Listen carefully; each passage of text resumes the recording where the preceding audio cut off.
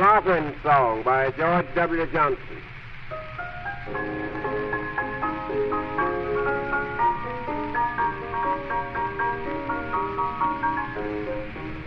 As I was coming around the corner, I heard some people say, here comes the dandy darky, here he comes this way. His heel is like a snowplow, his mouth is like a trap, and when he opens it gently, you will see a fearful gap that I laugh.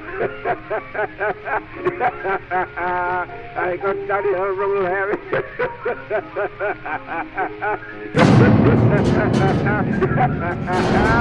I got Daddy from Larry.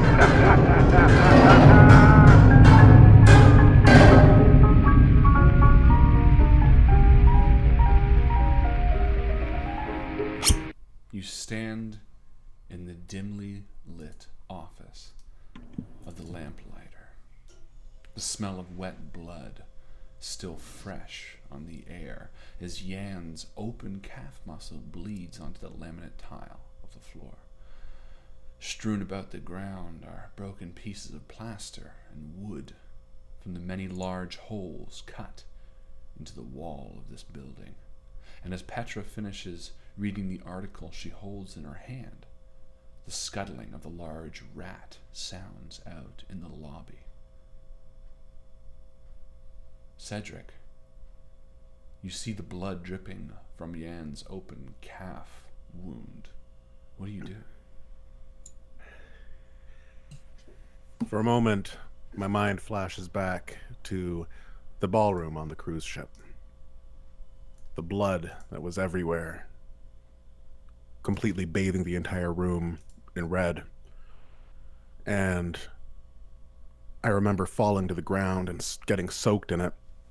And so my reaction in real time is to stumble backward. When I trip over a stack of papers that had been sitting there, sending them flying into the air. Oh, Jan, are you okay?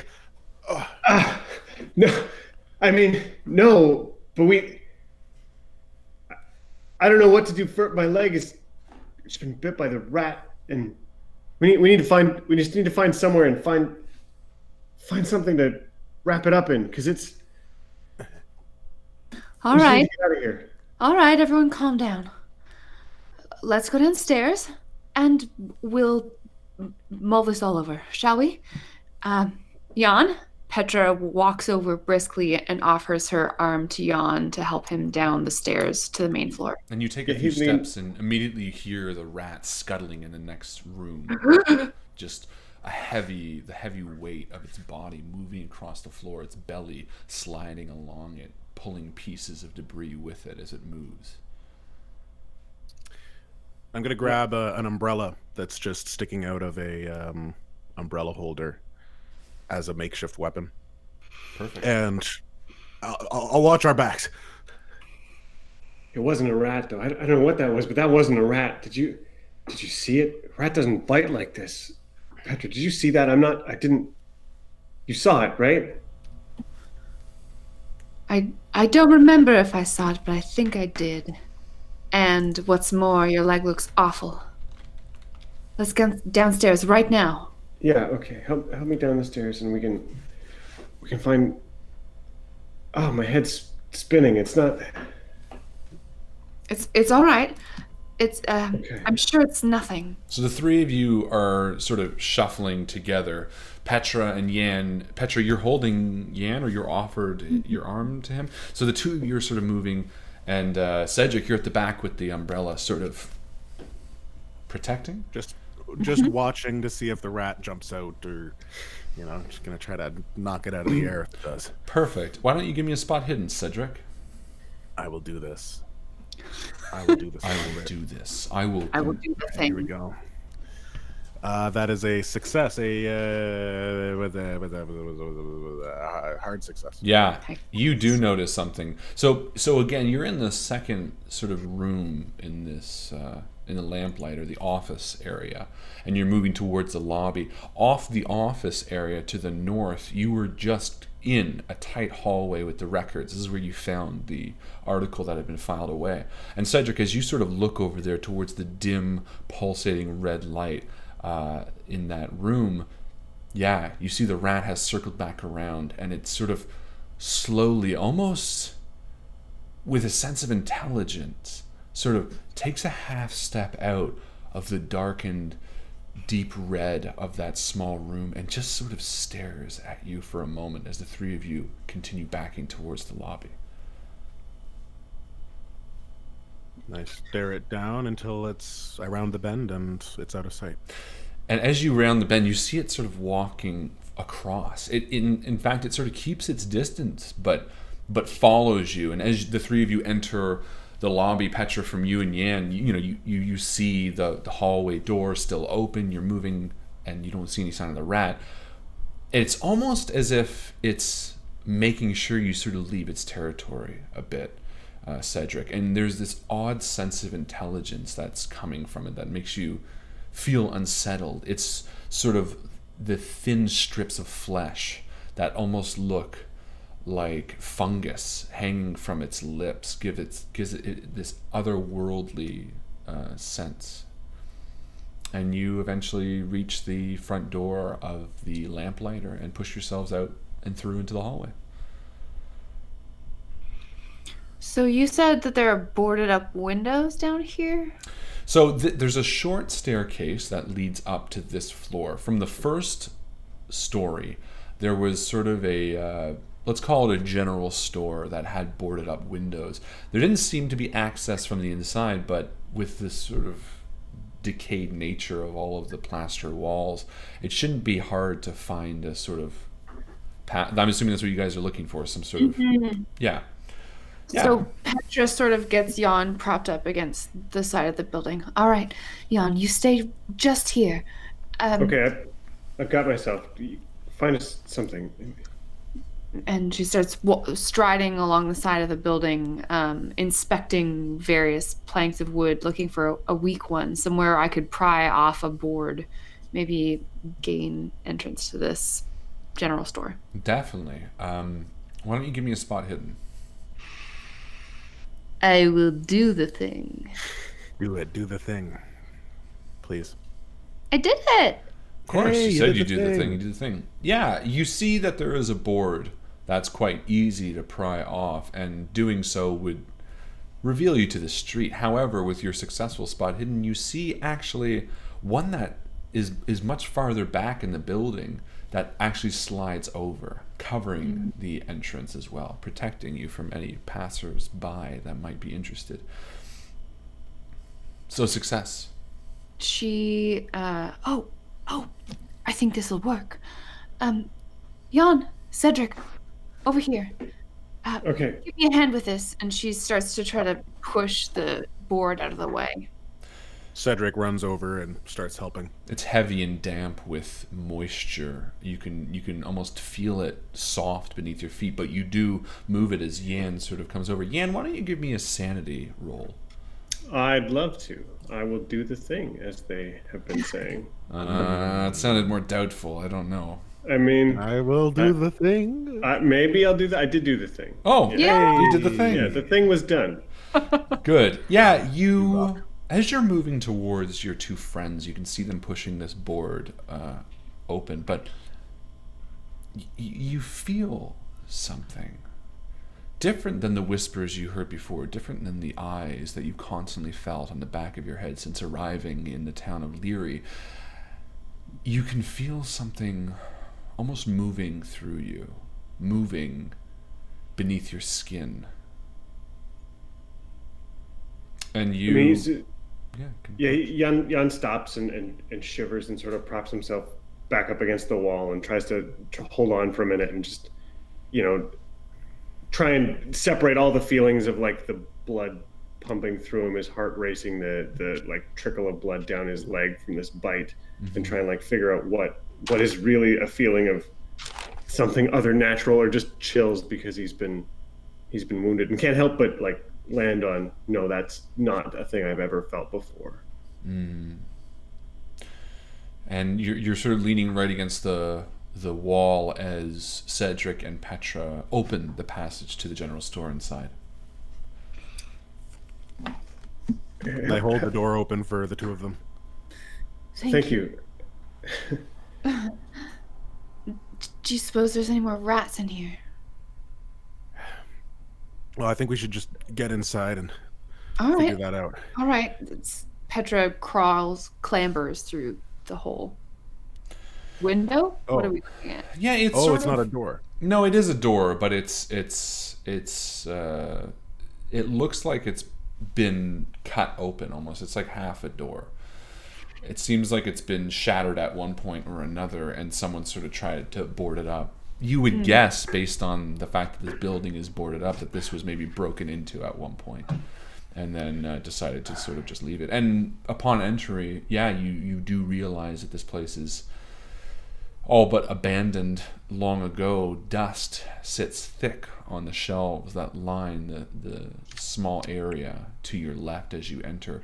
The boarded up windows to your right block all light from the street, save the dim gray that slices through thin slats on the tops of each of the boarded windows.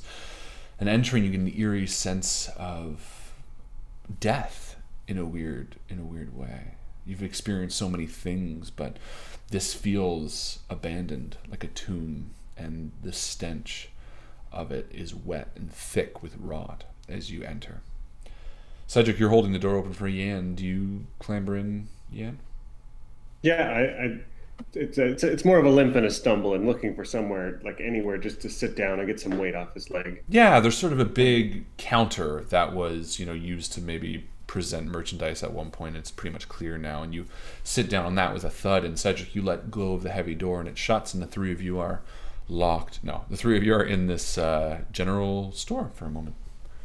I pull out the flashlight that I had taken from the police station and click it on in the dim, musty light of this abandoned general store, slowly casting the beam across pieces of upended furniture, Yeah, disused articles of whatever was being sold here. there's Looking like for a something. monkey that's like like a toy monkey with a clapping hand that's like covered in dust, and the actual fur is like moss covered or mold covered, and it sits soggy on its eyes, which sort of hang low. And you continue glancing past, and you do see there's a stack of wet newspapers, but beside that, maybe rags. There's stack is high enough that hopefully the damp hasn't gotten to them. Being a seaside town, they deal with a fair amount of rain.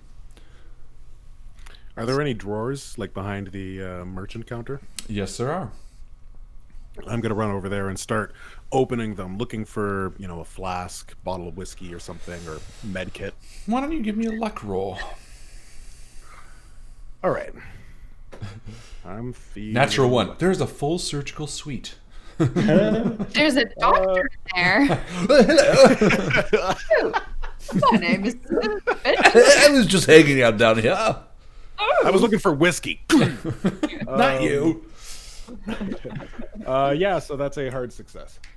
Perfect. Nice. Yeah, you find not a med kit, but I will say you find a bottle of rubbing alcohol. Oh, perfect. And I snatch it up and I Cool. rush back over to Jan. Hey, Jan, okay. I'm not used to doing this, but I think we should wash the wound. Oh, this is gonna hurt. Okay. Yeah. Can we get those rags from over there to Petra? Can you? Yes, I think this one maybe is the least moist. I'm sorry, they're not in great Okay. repair. She walks over with a couple of them. It's what we got. Okay. Should I wet the rag too? Or... No. Okay. No, just do it. Just do it. I'm ready. Just. All right. Maybe bite something. Yeah. Here we go. And I Oh, begin to pour the rubbing alcohol over his wound. And it's actually sulfuric The acid. blood. Oh, darn it. Gets You me every die. time. Game I over. should have looked at the label. No, it sort of washes away some of this green like glisten that your wound had. And it wasn't until seeing it under the flashlight, you got bit and blood, that you actually look at it Justin, as you're pouring this on, and Petra, as you're about to dab it, you see that sort of the edges of this wound have a dark tinge to it. Almost like, I mean, you can give me a medicine roll, but... And I will. But you didn't say do the thing!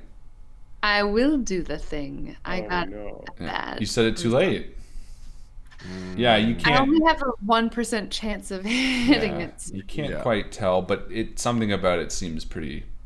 And Yen, as you feel this alcohol burn at your flesh, your open wound, obviously you're in immense pain, but the feeling that sort of carries over after is one that sort of courses through your entire leg, but it feels hot and like a rippling effect almost. It sort of carries over like the twitching of a muscle beneath your skin.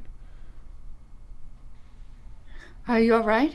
Oh, definitely not. But let's get a couple other rags, see if we can tie something around my leg, and just get. I'm just gonna need a minute. Cedric, why don't you give me a spot hidden? Yeah. The bleeding seems to be stopping. Mm-hmm. That's a good sign. Well, it's a success, a regular success. As you're watching this scene unfold, you pour the rubbing alcohol, you see Petra close the wound, you see the darkness around the edges. Yan, you see his muscles twitching at him sort of reel back.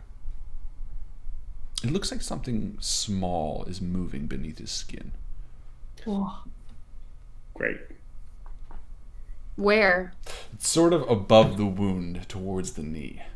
But like proximal to it. Yeah. It's pretty close to the wound.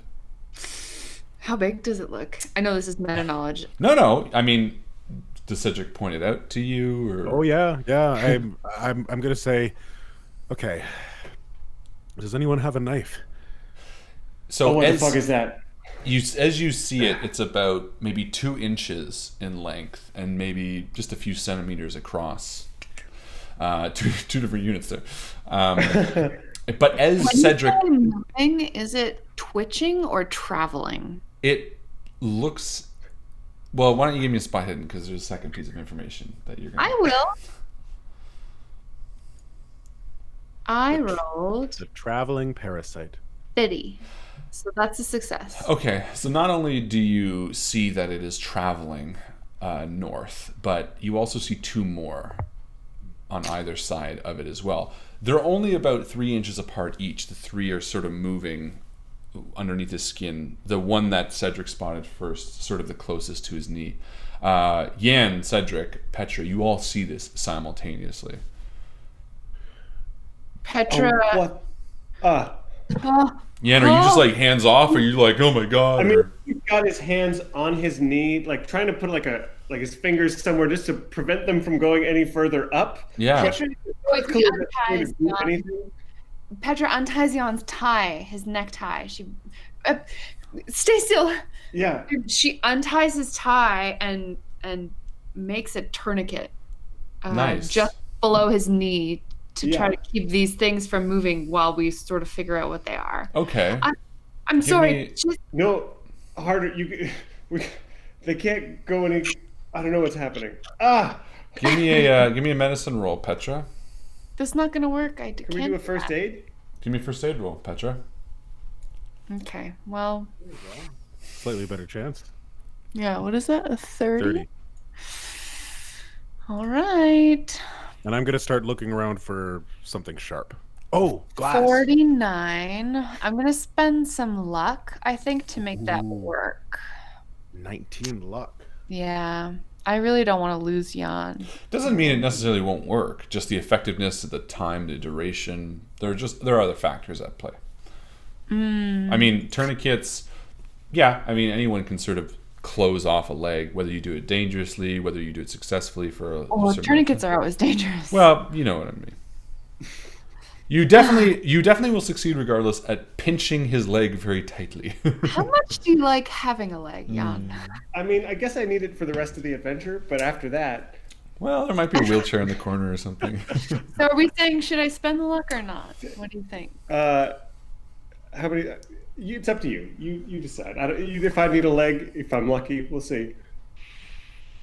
I am looking for a shard of glass on the ground. I'm gonna do boy. it. I'm gonna spend the luck. Okay. Yeah, you spend the luck and you feel very successful in your tourniquet doing. In fact, you notice immediately that not only do the things stop crawling at it, they've stopped as if they were sort of maybe following along the flow of blood. You know, they've sort of stopped moving a good 2 inches from it, giving you sort of time. Give me a spot hidden, Mr. Benson. Mr. Benson. Mr. Benson was my father, please. Call me Dinkle. That's a success. Perfect. Oh. You find a particularly sharp piece of glass. Clean. Probably It's not, but we got We're nothing. asking as clean a as lot it's at gonna this get. No, it's fine. It's fine. Yan So, takes a swig of the alcohol. Blows on it. I take my shirt and I kind of wipe the dust off of this piece of glass, and then I grab the rubbing alcohol out of Yan's hand. And I pour it on the glass and wrap the other part of my shirt around. Just rip it off and wrap it around the handle so have that a I little can handle, yeah. kind of hold it. Yeah. Definitely. And I'm gonna kneel down. And I'm gonna look Jan right in the eyes, and I'm gonna say, "You're gonna lose circulation to your foot at some point. We gotta Dude, get get those these things out of me. Get them out of me. Okay, all right. Okay, just do it. And Petra, are you just watching? Or are you like... Grab some more of these cloths, and she's ready to grab or staunch. She's just ready. Nice. Okay. All right, and an idea strikes me. So I'm gonna take the glass, and I'm going to. I mean, my hand is shaking. I'm going to slowly, gently. This is the front of his leg, right? Yeah. This is the front of his shin. Okay, so I'm not really concerned about an artery because that would be at the back. So I'm going to slowly make an incision close to one of them. Okay. So like All right. next to one of them. Okay, and I'm gonna say, take a deep breath, Jan, on 3. Okay, 1, 2, Yeah. Oh. 3, and I'm going to just slice down. Okay. And then I'm gonna take some rubbing alcohol and I'm gonna dash it into Ooh. the wound Oh. Did you get him? where the thing is. Okay. Cedric, did you get him So out you're of my going to try to leg? push it further in? Or you No, I'm going to try to use alcohol on it because Flush it I out? imagine that it's I see. some sort of Okay. skin alcohol shit. So It's thing. biological. here's what Biological. okay, well then you know what? Here's what I will take as possible rules. I will let you do either first aid, sleight of hand, survival,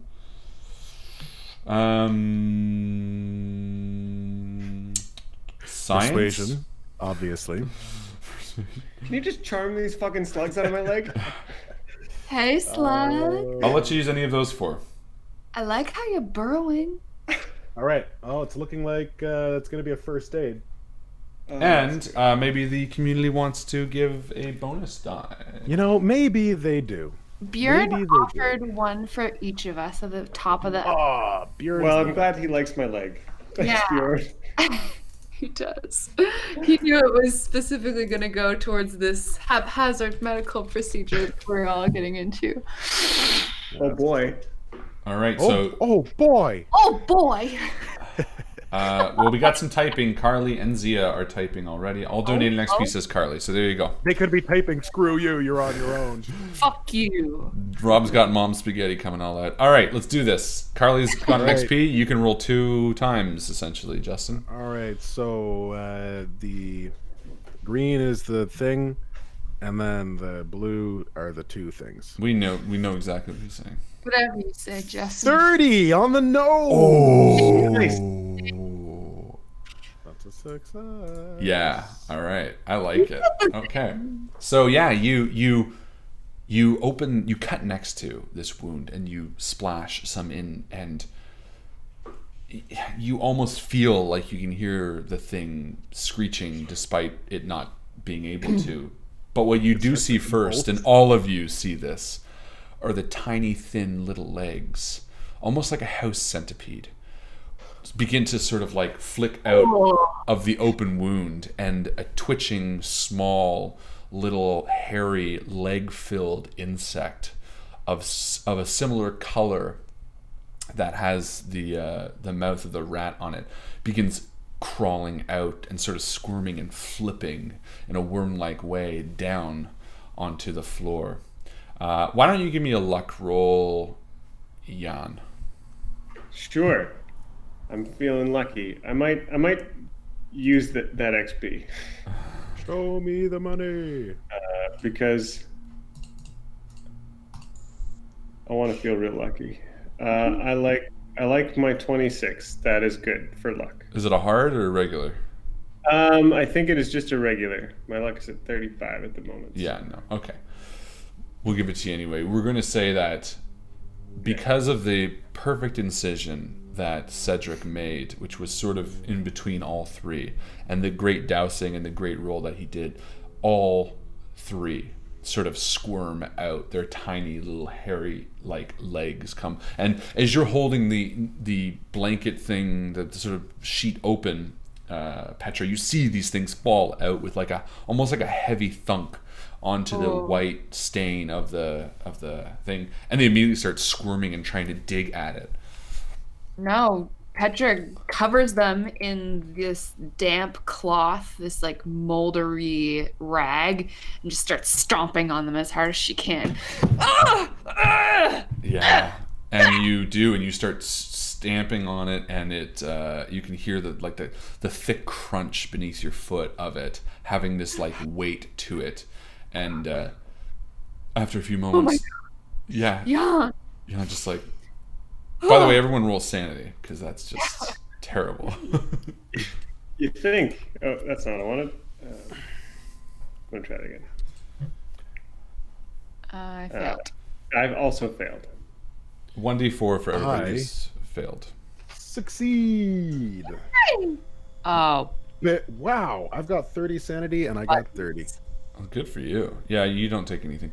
But yeah, 1d4. I have suffered 3 sanity. I rolled a 4. Yeah, and Yan just like falls back with a thud. Oh my god. All right. Well, what are those things? Are there even words for those things? They were inside my leg. I've heard of parasites down in South America that you do something like that, but I've only seen pictures. Nothing like that. Jan, let's get you bandaged up. All right? Yeah. Let's wrap my leg up. And then I don't even know what's next. Where do we even? Where that thing bit you? Did they come from it? They had to. Those are diseased. Are they even rats? As Petra wraps up your leg and removes the tourniquet, doing it successfully, tight enough to stomp it, but not tight enough to hurt your leg with everlasting effects. Well done, Petra. You kind of, she covers the wound in a way that should protect it for the most part, despite it still hurting immensely. And the three of you take a moment, study your surroundings, sit down on the moldy but luckily dry furniture that had stacks of wet newspaper on it, and reflect for a moment. The things that have happened since landing in Leary, since waking up in the hospital, have been tremendously overwhelming. Petra, how has all this affected you thus far? Petra's been better in her life. This has been a really harrowing experience, obviously, for all three of us, but Petra's the only one who suffered a loss. Her father killed in front of her. She's still trying to keep a brave face, but there's so much despair. She's holding the flashlight in one shaking hand, and in the other she realizes she's still underneath the rag that she's holding, got the crumpled up copy of the Lamplighter article that she had just been reading upstairs before this attack happened. She drops the rag and looks at it, the Lamplighter, titled Legends, Myths, and Monsters, and she looks at Jan with disbelief and just shakes her head real slow. What are we doing here? What are we doing here? We need the obelisk, right? Like so much horror on that boat. Just the carnage and these grinners, and I thought they were the worst monster, and now everything monstrous? Is every rat? Is every parasite just? I don't and what's know. out in the mist? Do you remember just out the door? There's. How are we? Fog, foul smelling, and creatures damp and slimy and slithering out in the alleys, and we've seen enough carnage to last a lifetime. Cedric, as you're listening to them, you're sort of looking off and remembering that scene on the boat and seeing what you have witnessed and sort of the disbelief they had in you with the mist and the creature that lied within. How are you feeling about all of this? Where's your head at? The memories swirl together, and I start to feel more of what I've been feeling more and more, and that is numb to it all. As I picture the barber with his client in the chair, the laughter of the barber's face transforms into a smiling mustachioed face with a bowler hat. A actor who I had seen on a moving picture once, and I can see the whole scene now. I can remember that, where he's standing in front of a house, and the front of the house falls down, and there's a window, and he happens to be standing right in the place where the window is, and the front of the house falls directly. It should have crushed him, but it doesn't at all. And he's standing there, and he looks around, and he realizes how close he was to dying, and he looks at the camera. And I shake my head as I feel this impulse, this overwhelming impulse to laugh. And it strikes me all at once that this isn't something that I can escape. This isn't something that I should be numbing. I have to deal with this. I just gotta get on with it, as my mom used to say. And as you suppress a laughter in the darkness of the general store, Jan, your eyes flash between Petra and then to Cedric and then to your leg. And as beads of sweat accumulate on your brow, your hat loose fitting on your head now, you can almost feel the gauntness in your cheeks and the holes driven into your chin through the pitchfork that you've taken earlier. Everything that you've encountered, from the pleasant game on the ship to the horrific nature of the Osiris to the landing on the beach and the waking in the hospital, has been a grim reminder of the horrors of war that you've experienced. How does a mind like yours cope with such a thing? I mean, he's sitting on this counter with his leg up, and his stomach is turning. He's just everything feels sour and hopeless, and even like casting his mind back to the fields where he was, digging trenches and helping out, and everything was awful, but it was so human. It was so understandably awful. It was so it didn't make any sense, but because it was hateful, but it at least felt human. And everything here, from the the grinners, all of this carnage here just has this energy, that shiver that went through him. That didn't feel the same. There's something here that just is turning in his stomach. It's pumping in his blood, whether it's like that feeling of these slugs inside him with the crawly legs. It's just, even if we've got those three, his entire skin feels crawling. Every pulse of his heart is a weird shiver up his spine as he's just thinking about the rat and the mist and the obelisk. Petra turns the flashlight on herself, holds it underneath her chin for a little bit of illumination as she turns. Jan? Yes? Cedric? I think there's something very important that we need to consider. What's that? We shared a dream. Do you remember? It feels like long ago. When we were out on the deck, that's right. And everyone else was unconscious, and we also fell asleep. But we dreamed of a shirtless man, of a butterfly, black water. We heard a noise crack in the deep. We heard Blackstone. And we came to with the knowledge that we were safe, and we fought creatures we'd never seen before. Maybe it was because we volunteered to go when no one else would. Maybe it's because we were touched by Sly Whitman. There's a reason that we're here inside this general store. That you were bitten. There's a reason we found all of these newspaper articles. There's a boy who needs to be found. We have work to do. Okay. Yeah. Takes a minute to collect himself. And as he does, for the first time since leaving the Osiris, you're reminded of a picture that you picked up.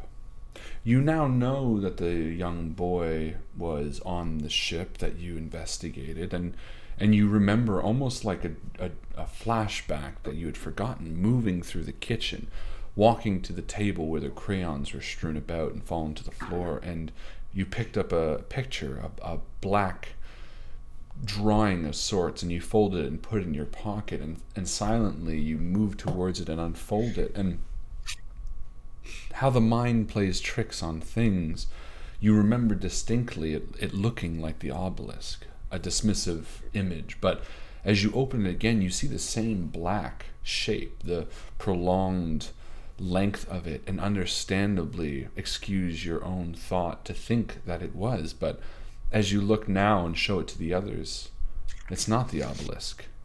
It looks much smaller, more egg-like, more rounded. Despite its jagged corners, it's still very clearly differently. And you turn it towards the other two. What's this? It's that drawing that we found. It feels important. It feels as important as these news articles. It feels like it's... But, I mean, it's not... Is the black stone and the obelisk, are those different things? Is this a stone? We need to talk to the boy. Yeah. We gotta find him. Who did we say that is looking after him?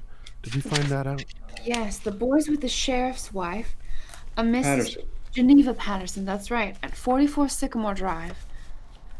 I don't know where that is, but if we can find a phone booth or a directory, we should be able to. I start looking through Is there like a map rack at the front of this general Only store? a few moments before you literally walk into it, and there's a small map there, almost a hand-drawn map that looks to be almost all but gone, put there, and it does say Leary. You now have layout. Yay! Good old general store. That's what they Never do. lets you down. General leads Generally, me. that's what they do. Petra just kisses the damp wall. And I love you, General. the long, thin legs of a small slug-like creature begin to flick. No.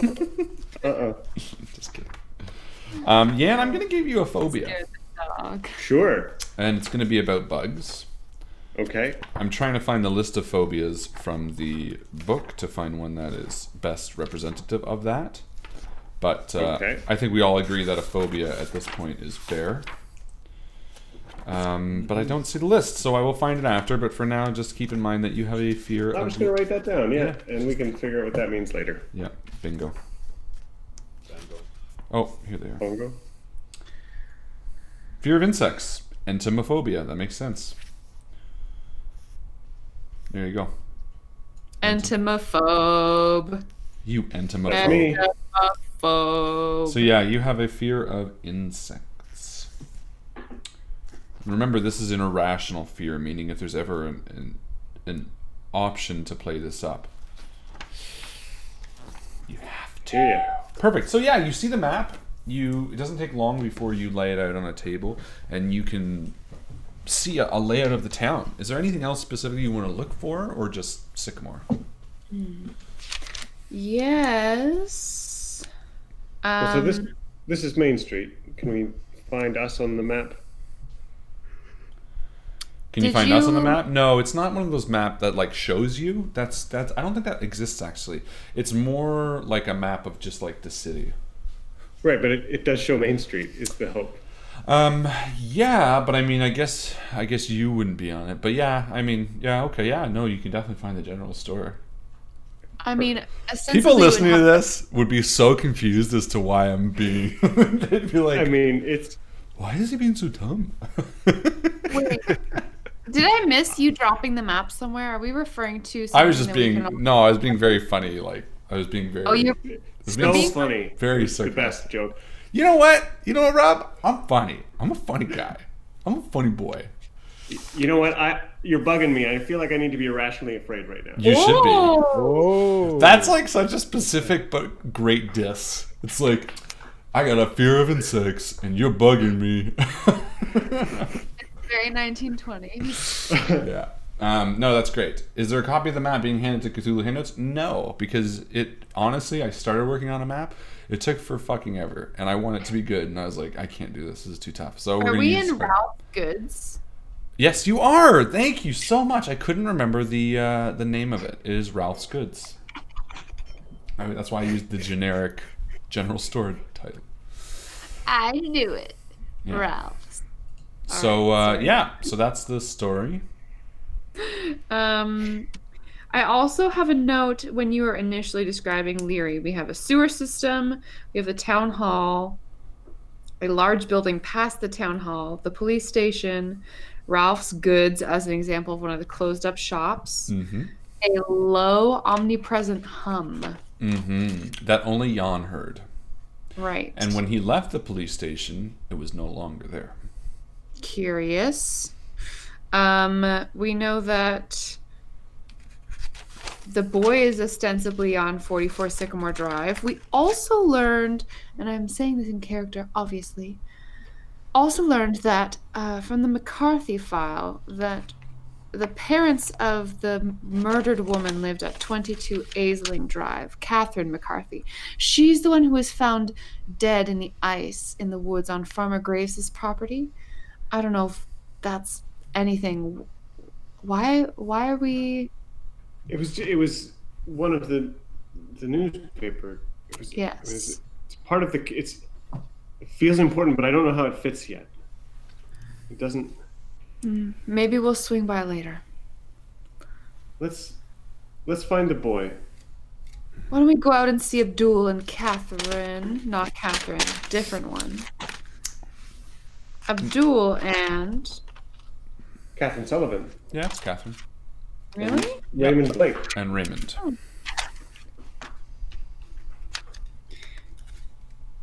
And it's Ralph's Catherine Goods. McCarthy is a different Catherine. Yes. Okay. They're spelt differently. Got it. It's a Helen Ellen all over again. But this one was a purposeful one. Abdul and Raymond and Catherine Sullivan. That's right. Okay. Unless there's something else that you guys want to do here in the general store. No, I'm ready to get out of here and get back with the others. Yeah. The sooner we can figure this thing out, the better. All right. Yeah, so you head out of the general store and back into the dimly lit afternoon gray of the town square in Leary. The town of Leary is still relatively small, but the tight, close, cramped corridors of its streets make it feel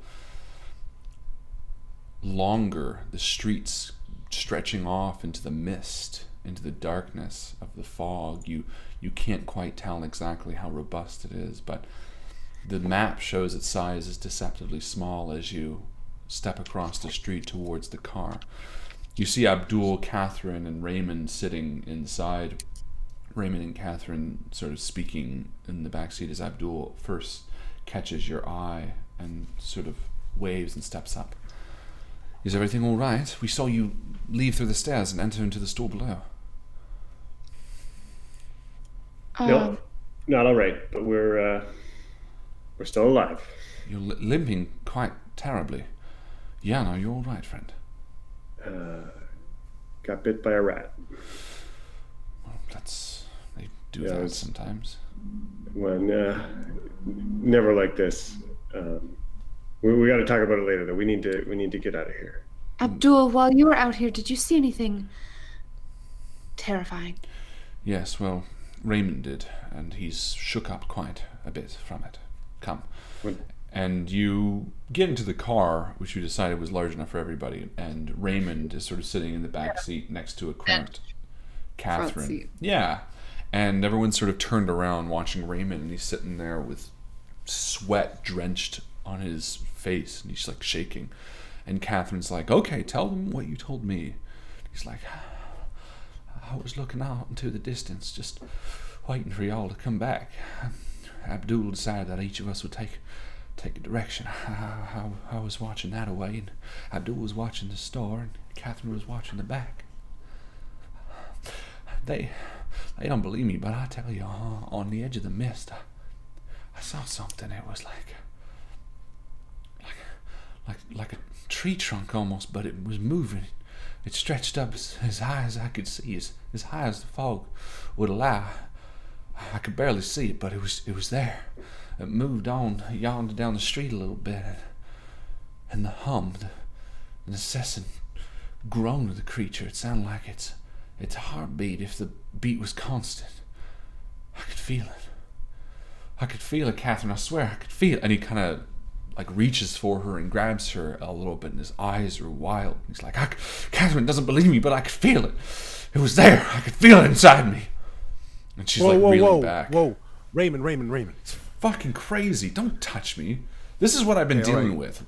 Okay. Give him some space. And she actually steps into the car into the side street and lights up a cigarette. And I look to the others and just give a look of saying, just give us a minute. Petra gets out of the car and walks over to Catherine to bum a cigarette. And she gives you one. She's like, that's fucking kid. Honestly, I didn't see anything. He comes back in the car, he's sweating bullets, screaming obscenities, grabbing me whenever he can. I don't know what the fuck is going on in this town, but I want to get the hell out. Why don't we just drive out of here? Drive to the coast and go. You know, Catherine, you should be nicer to the boy.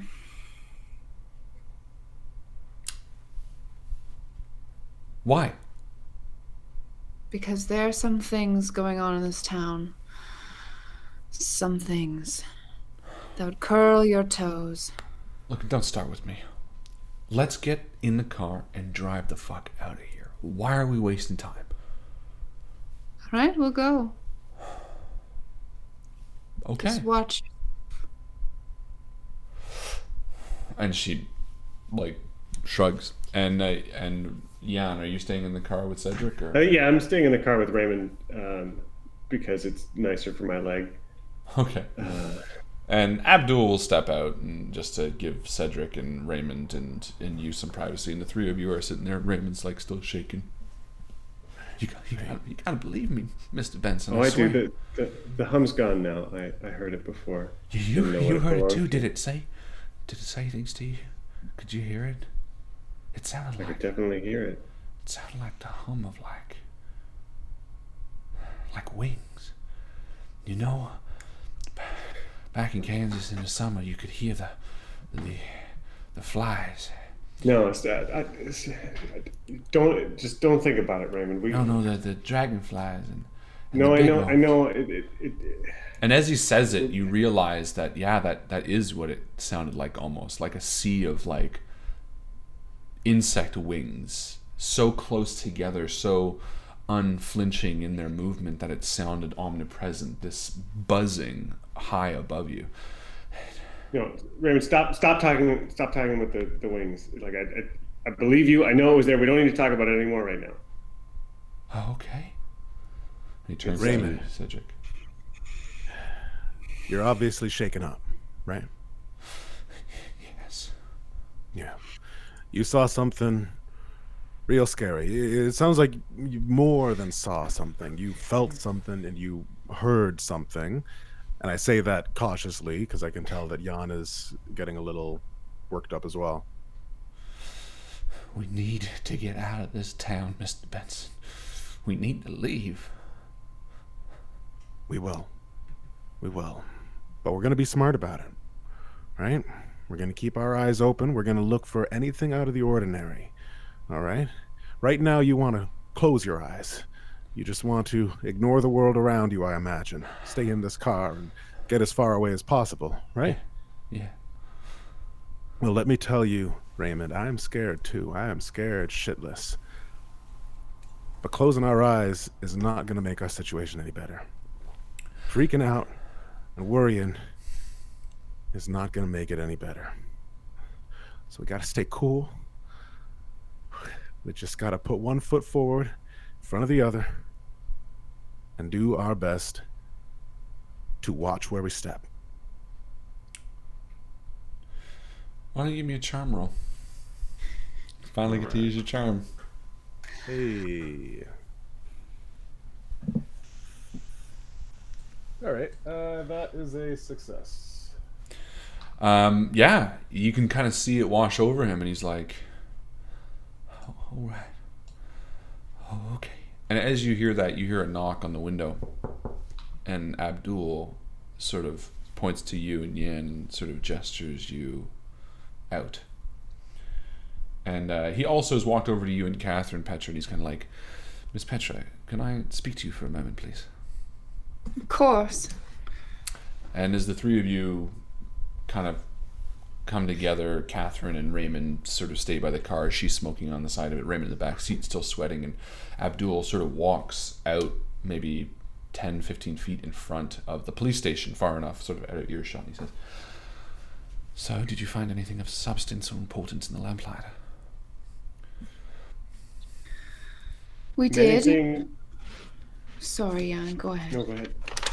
We did and we didn't. It's all a blur, really, Abdul. But I mean, well,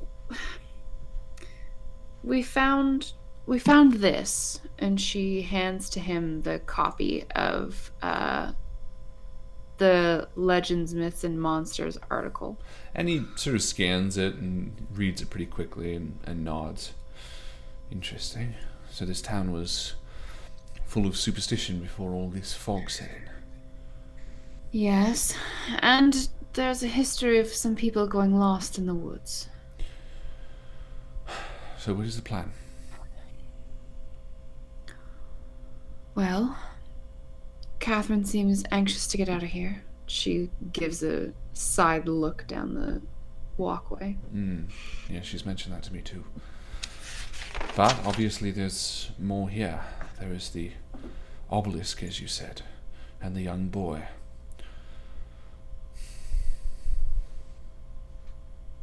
And he turns to Jan. I think it's all related. We need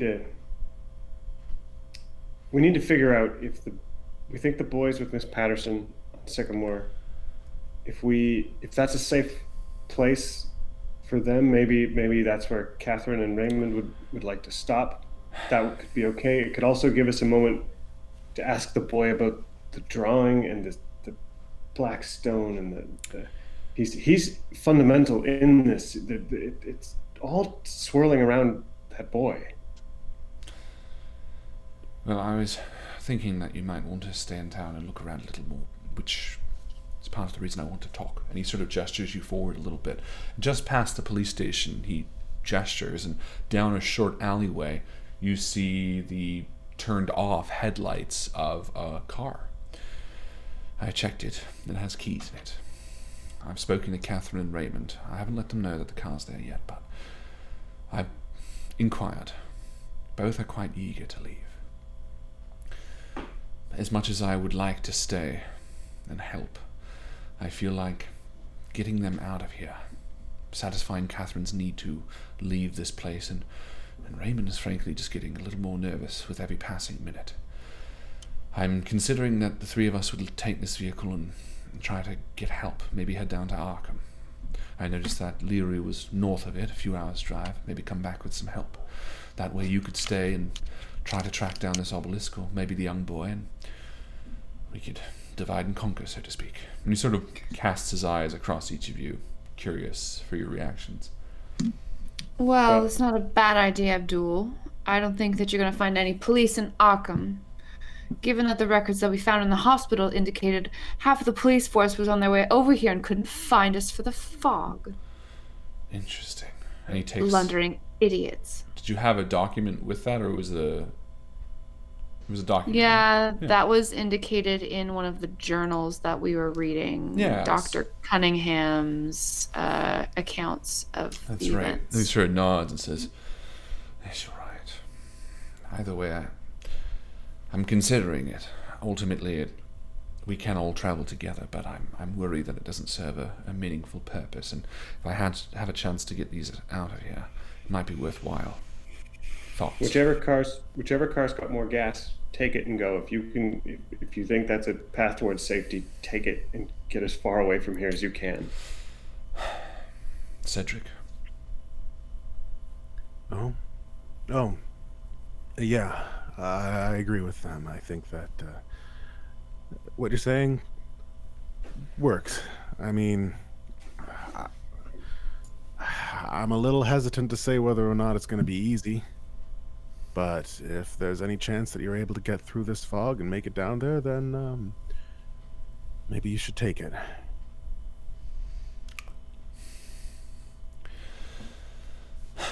Truth is, I'd like to stay, but I think this might be best for Catherine and Raymond, and ultimately... Well, doesn't Catherine drive? She's a woman. No, she does quite well, but I'm a bit nervous at how she treats Raymond. She's a bit too cold and dismissive of him.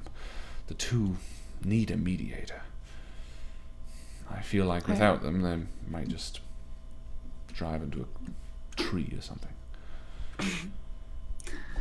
All right, you go mediate her. That wouldn't be such a bad way to go, given the circumstances. Well, let's not be too hasty. I'm going to take this car, Raymond and Catherine and I, so long as they're on board, we'll try to head down to the South Coastal Highway. If it shouldn't work, is there a place you'd like to meet up? If we can't pass this fog, as the Arkham police couldn't, and we need to come back, is there a place you'd like to find us, somewhere to lay low, or perhaps somewhere to split our forces?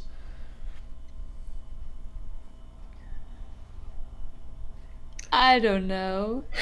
There's just nowhere that we can guarantee is safe. The general store. Worst comes to worst. I mean, the general store is pretty much boarded up. If you need to meet us, maybe that would be a good spot. All right. Yes, We didn't encounter anything inside. that's a good idea, Cedric. Okay. Thank you. All right. Well, I also know these other details, so, the deputy's house is... And you tell him the address, I'm assuming, and all that kind of stuff? 44 Sycamore. Yeah, so he's kind of filled in on most of the details, the ship, the possible, pig farm, and all that kind of stuff, and he sort of nods and says, all right, well, best of luck, friends. And he kind of pauses a moment and he says, I didn't expect to meet 3 people quite like yourselves on this adventure.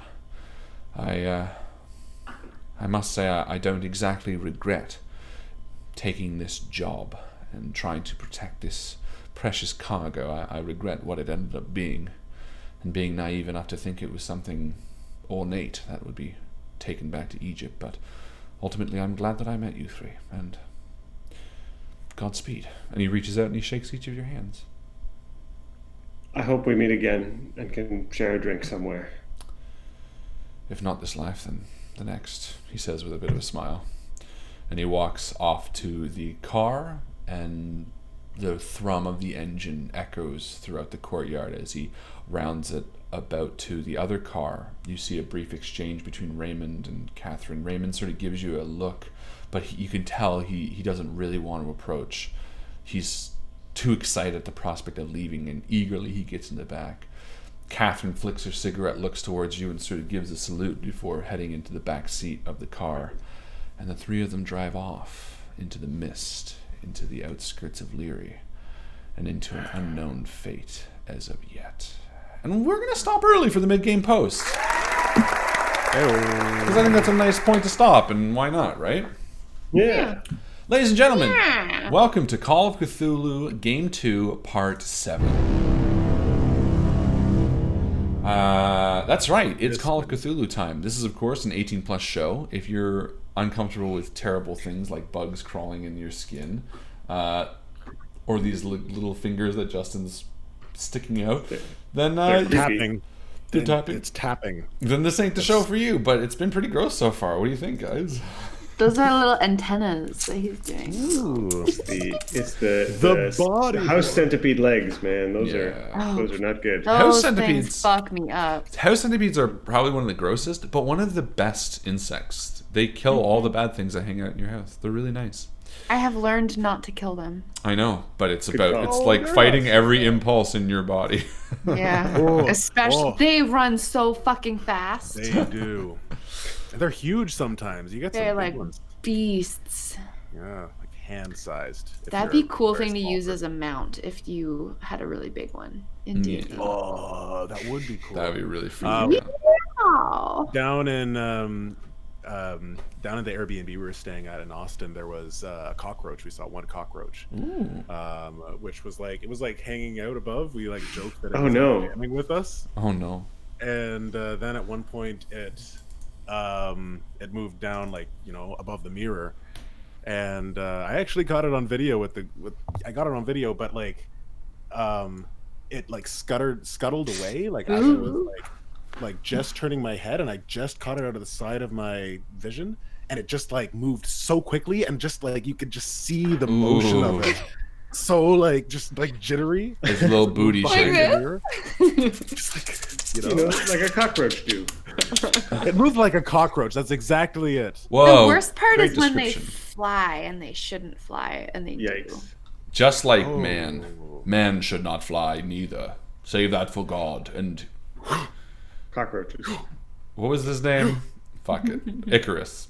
Anyway, cockroaches, bugs, that's Call of Cthulhu. So if you are not comfortable with gross stuff, then this ain't the campaign for you. But if you are, then I hope you're enjoying yourself, because we are enjoying it. We're back with part 7. I'm really excited. We are running this thing through to the end, I think, right? Or Joe, you're on one. We're not doing one game because you're working nights. We should finish the 1st of May, I believe, right? So yeah, every stream up until the 1st of May is going to be Call of Cthulhu Save 1, which we will let you know. I forget.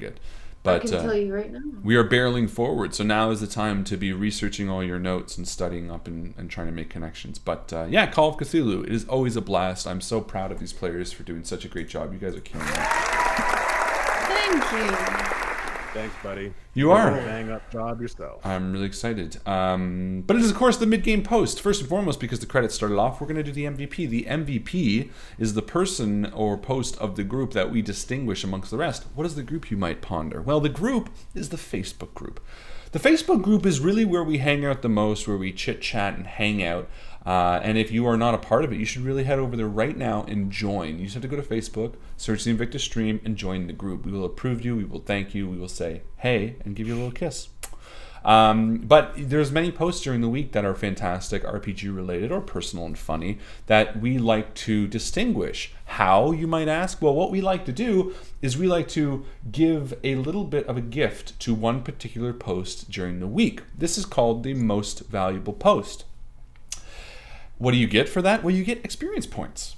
Experience points are something that you as the community can spend in game, i.e. tonight you might have noticed that Jan got a bonus die for doing something, as well as Petra did. These are things that the community has gifted the players using the XP spending section of the Discord chat. They go in there, they send that little XP to us, and then we get to use it. Symbiotic relationship, like it's this. like wiener cousins. What? Wiener cousins. And it's really fun. If you don't know where your XP is at, you can always check the Expelliarmus sheet in the Facebook group. But yeah, all this goes back to saying join the Facebook group. This week's MVP goes to the wonderful Jessie Ellis. Yay! Why, Joe? Because she did a post about birds that are also D&D classes. There's one that's a ranger, and there's a druid, and there's a barbarian. They're mostly like pictures of lovebirds doing stupid shit, and then it's accompanied by an illustration. And I just laughed really hard. So good job, Jessie. It was totally worth it. And there you go, Jessie. I do want to do a shout out to also Jason Jordan Brazy for his new updated wooden dice box, which look absolutely fantastic. Very well done, bud. Sell them? I don't know. If he does sell them, he should post them on the group. I'd be totally okay with that. Jason, if you sell these gorgeous dice blocks, they are like immaculately constructed. They have a magnet closure. They're beautiful. If you sell these things, please let us know how to buy them, because I think a lot of the brood would be interested in having gorgeous dice blocks. Definitely, and we want to help each other out. I mean, this isn't something that you do like as a business, something that's a hobby. You know, I don't really want people coming on and being like, hey, buy my fucking essential oils. But if you do want to come on and, you know, promote a hobby that you do, then if you're specifically asked to share, yeah, if you're specifically asked to share, you can do it. I don't want no essential oils. Or what's the other bullshit that people try to push nowadays? Sunglasses. No, there's like a weirder, more homeopathic thing. Vaccinations. Like... That's okay. You can promote vaccinations, especially if you don't have them for whatever reason. But yeah, so well done, Jason. But more importantly, well done, Jessie, because you were the actual person who won.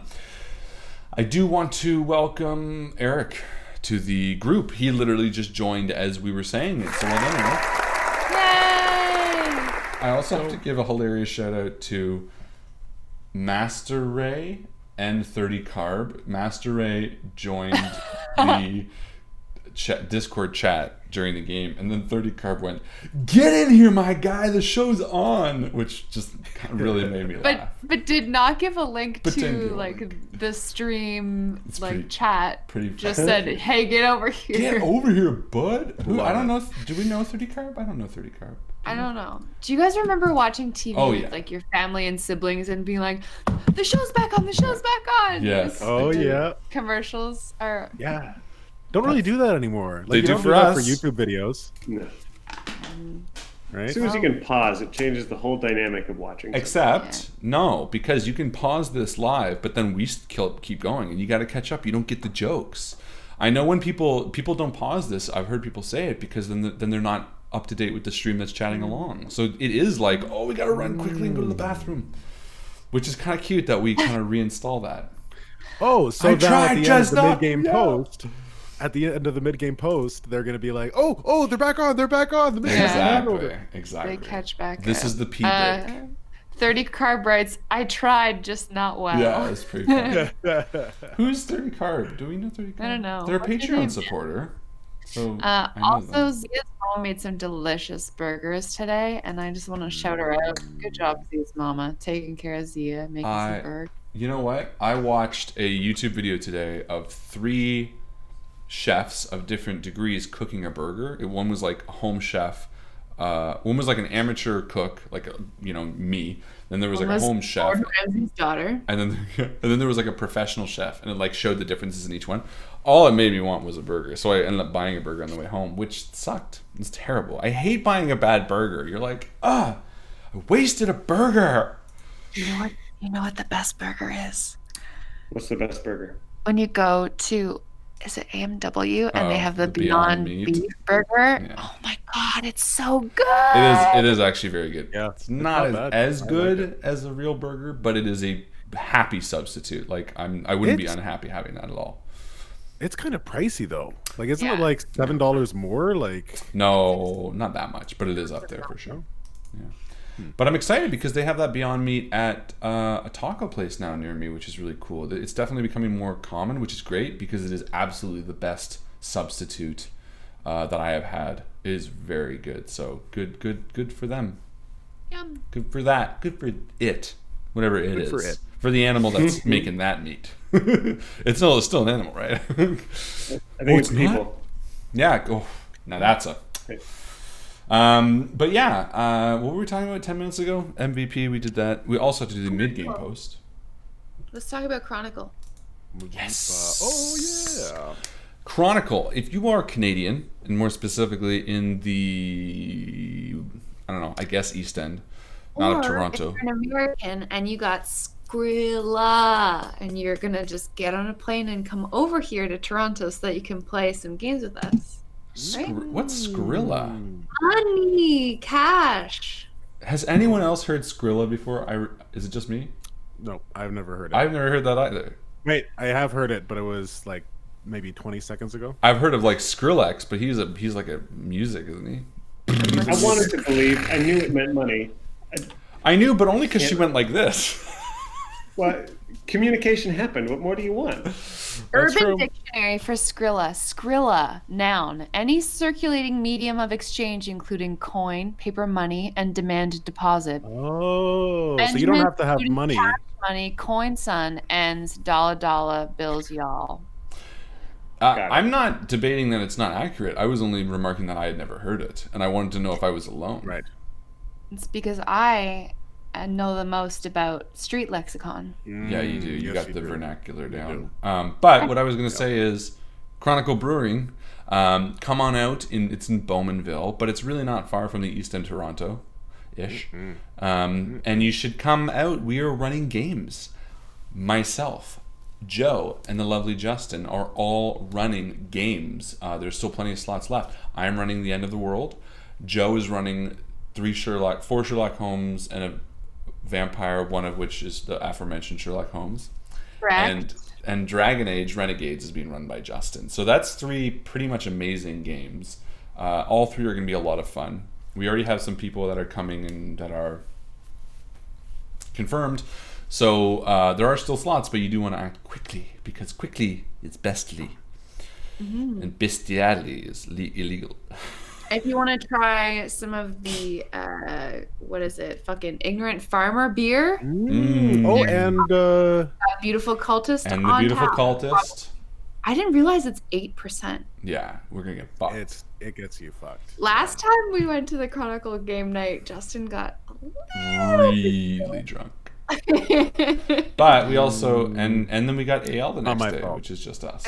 It was a good night, yeah. That's So fun. everyone come out, come and say hi, come and drink some beer, come and give Johnny Cowling some high fives. Johnny's I the think I best. probably seemed more drunk because you guys didn't drink. Mm, I think that's what it was. Because the first time I got more drunk, and I seemed less drunk. I Maybe. was drinking, but I was also driving, so I was Yes, being you very weren't moderate. I'm going to make a Yeah. pitch to them to get a pretzel machine.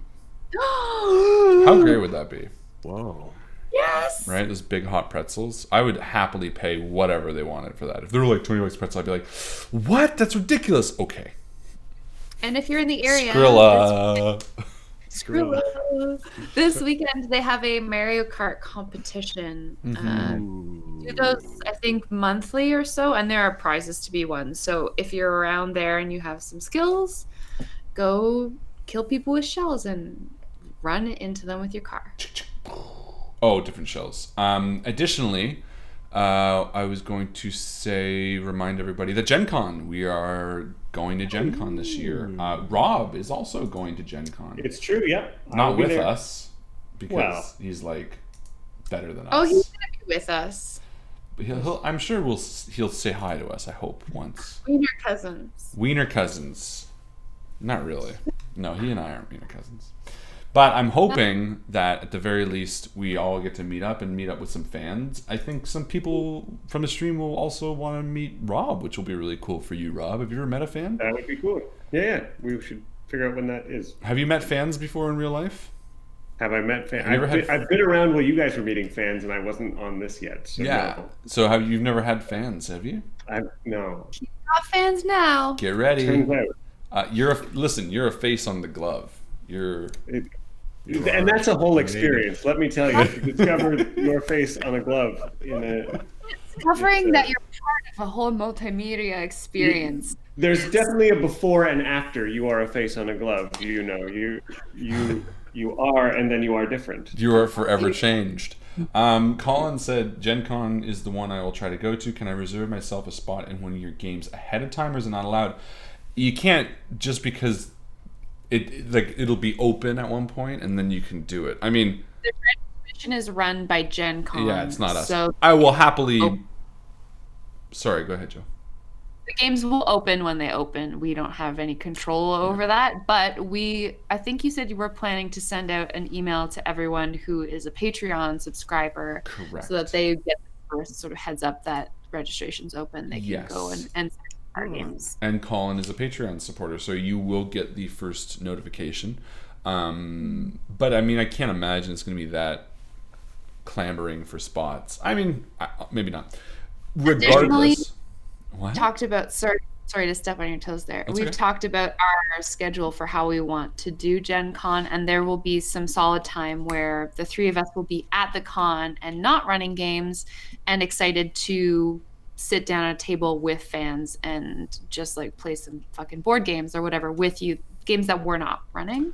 Exactly. So you're going to have that opportunity. Additionally, regardless of whether you get in a game or you're not there Friday, we are going to be having a bar night Saturday night after the last game ends, where everyone is going to be invited out to some location. We're going to drink, have some fun. Maybe that's when Rob will want to join us. I'm sure he has a lot of other industry friends, though. On a Saturday night, it's sort of the most valuable. No, I'm good. I've got my Gen Con calendars free for Saturday. I got games I'm running, but they're done. Rob, I would love for you to come, as well as Rach, obviously. Yeah. If you guys. Oh, cute.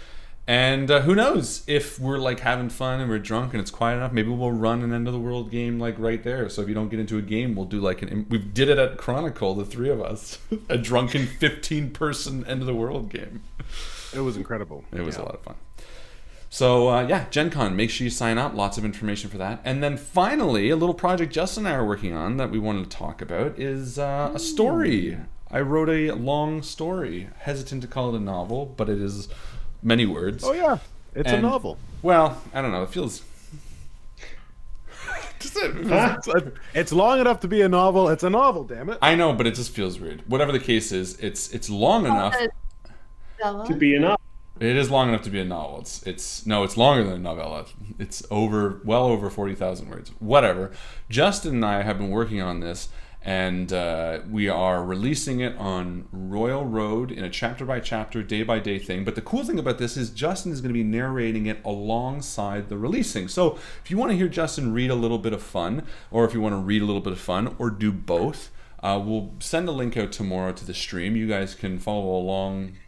If you like it, please give it as many positive reviews as you can, because it always feels good. It's just like this, giving us a like or whatever. Just blast that thing with some positive. Additionally, I want to thank the 4 people who are helping me passively edit it, which is Mark, Tamiko, Megan, and Shannon. who all said, yeah, sure, send me a copy and I'll read through and I'll edit it. And they're doing it because editing is just the absolute fucking worst, and I don't ever want to do it. So thank you guys for helping out. And as you go to blah, blah, blah, blah, blah, and blah, blah, blah, blah, blah, you'll see tomorrow. Royal Road, it's called The Code. You can find it if you want to check out enough. But what's the pitch for it? What's the elevator? What's it about? It is about a young boy who finds a code that allows the computer game he built to come to life in the reality world. So it's not an original idea, but it's something that Justin and I were sort of talking about back and forth. Basically, Justin pitched as he did. He says, if you write something that's sort of got a game RPG lit story to it, I can narrate it, and it's very popular right now. So it's not a passion project, but it's something that together I think is kind of fun. It's like a very fun read. I don't know, awesome. Justin, how would you pitch it? Yeah. I mean, that it is a fun read, and it's well written. The style comes through, and the characters are likable, and you get transported into the game world, which is a totally different experience from the beginning of the book, which is it's just a fun romp. So I haven't read the whole thing yet. I still have yet to do that. It still has to be edited, but it's going to be released chapter by chapter. So if you end up liking it, you're going to get to go over. You're going to get to experience it together as a group, unless you're one of the 4 people who's got the whole thing, in which case you might have already done it. But Shannon has read, as last time I checked with him, he was at page 43 in a Word document of 120. So he's close to halfway, and he said he was loving it. So that's a good review, enough for me to feel like the public can be checking it out too. So. Check it out. That's very exciting.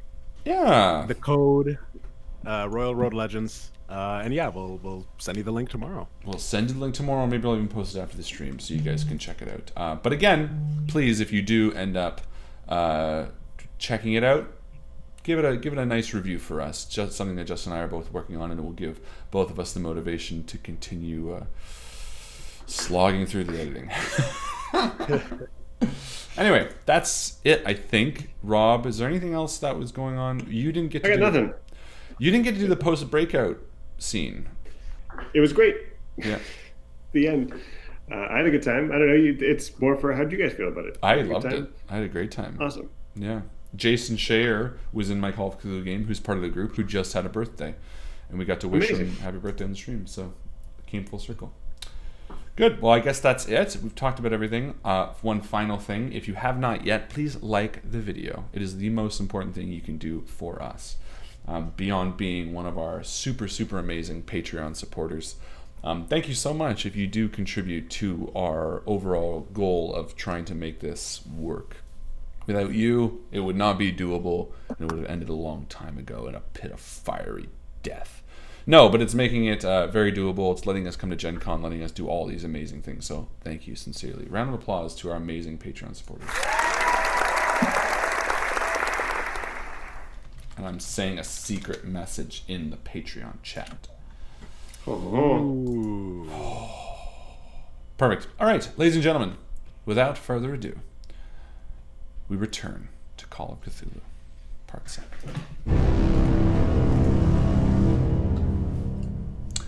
The 3 of you enter the small car that's parked outside of the Leary police station. Sharing a nervous look, knowing that you are now alone, no Abdul, Catherine, or Raymond to sort of support you or act as fodder, if your sinister mind might consider them that. You share a knowing and curious look about where you are heading now. I think we should take the car. Take it where? To the house. Sycamore Drive, 44 Sycamore. Yeah. Let's Let's go yeah. find Richard, the boy. All right. Somebody else is He's- going to have to drive. I'll drive. Good. All right. So, a woman gets in the front seat and immediately you feel safer because overall she's a much better driver than you two in the game. I'm just kidding. Come on. I'm just being a jerk.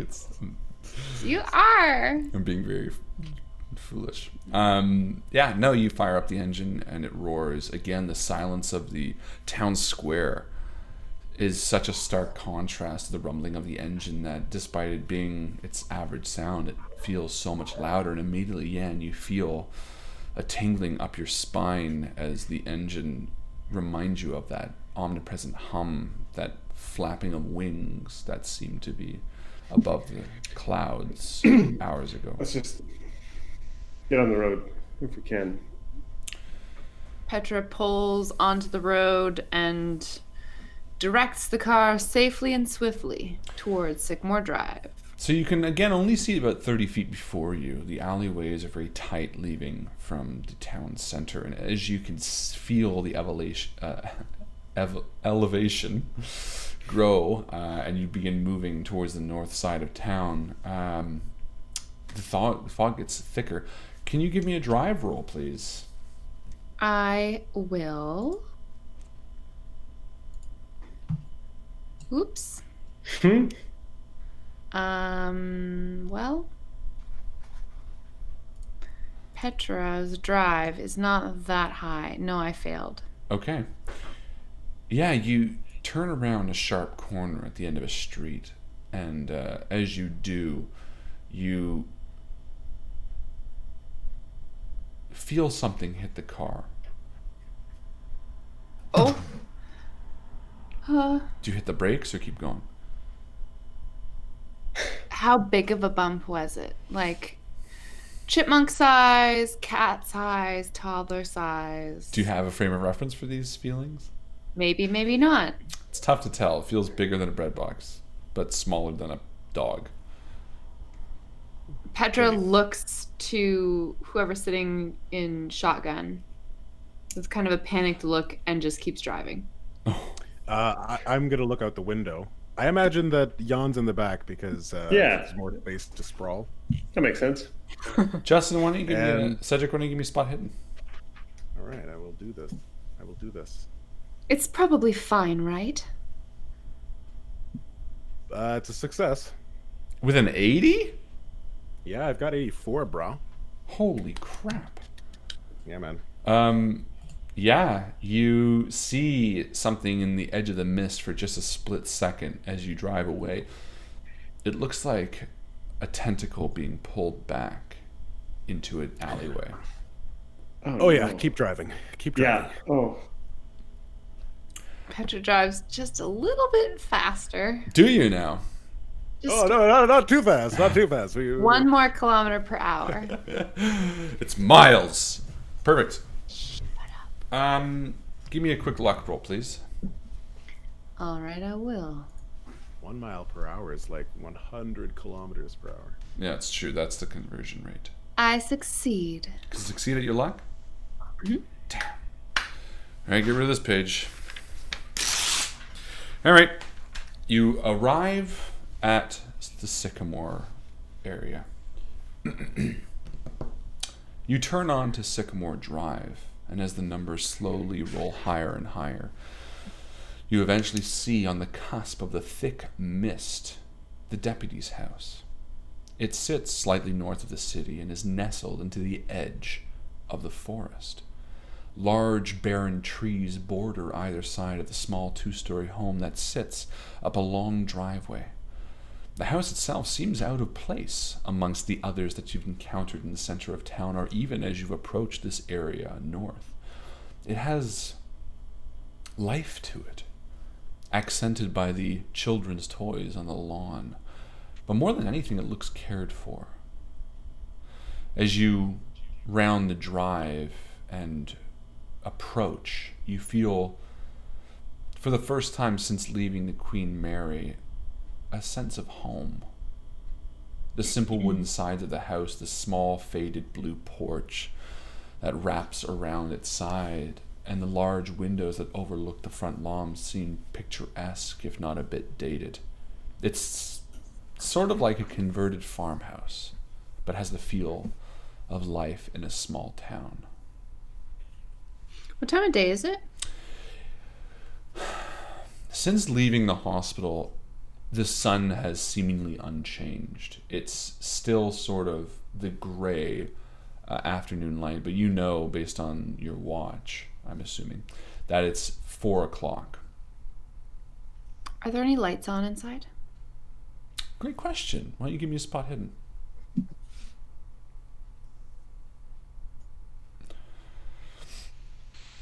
Whew.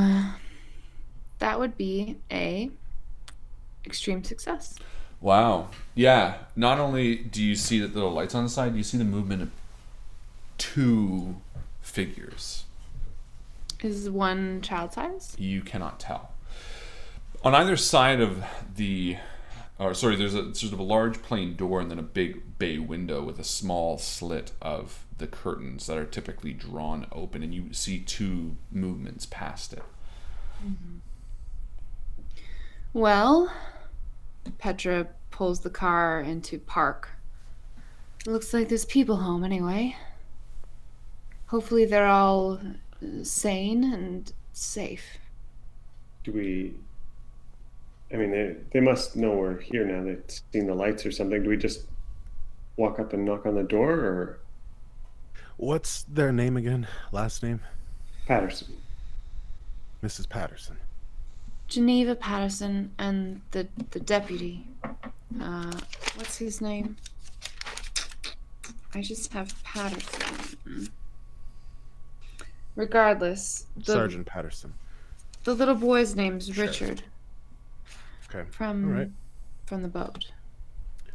Well, this house looks like it's just a regular part of the neighborhood. Why don't we just act like regular neighbors? Let's do it. Go up, be polite, and hope she lets us in. All right. You exit the car, and again, that eerie sense that you experience downtown is omnipresent in the entirety of Leary. Despite it being slightly more suburban, it's far more reminiscent of farmlands up here.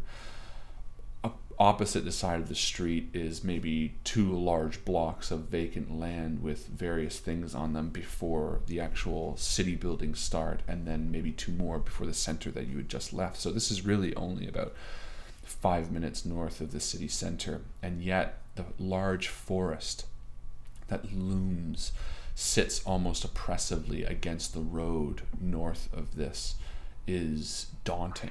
The tops of the trees are completely cut off by the fog, and you can see through the spaces between the trees where the fog envelops the forest entire. And as you begin moving towards the house, that pit of your stomach, that feeling that has been continual since leaving the Queen Mary on stretchers, is back. Oh. Safer. As we go up to the house, it occurs to Petra,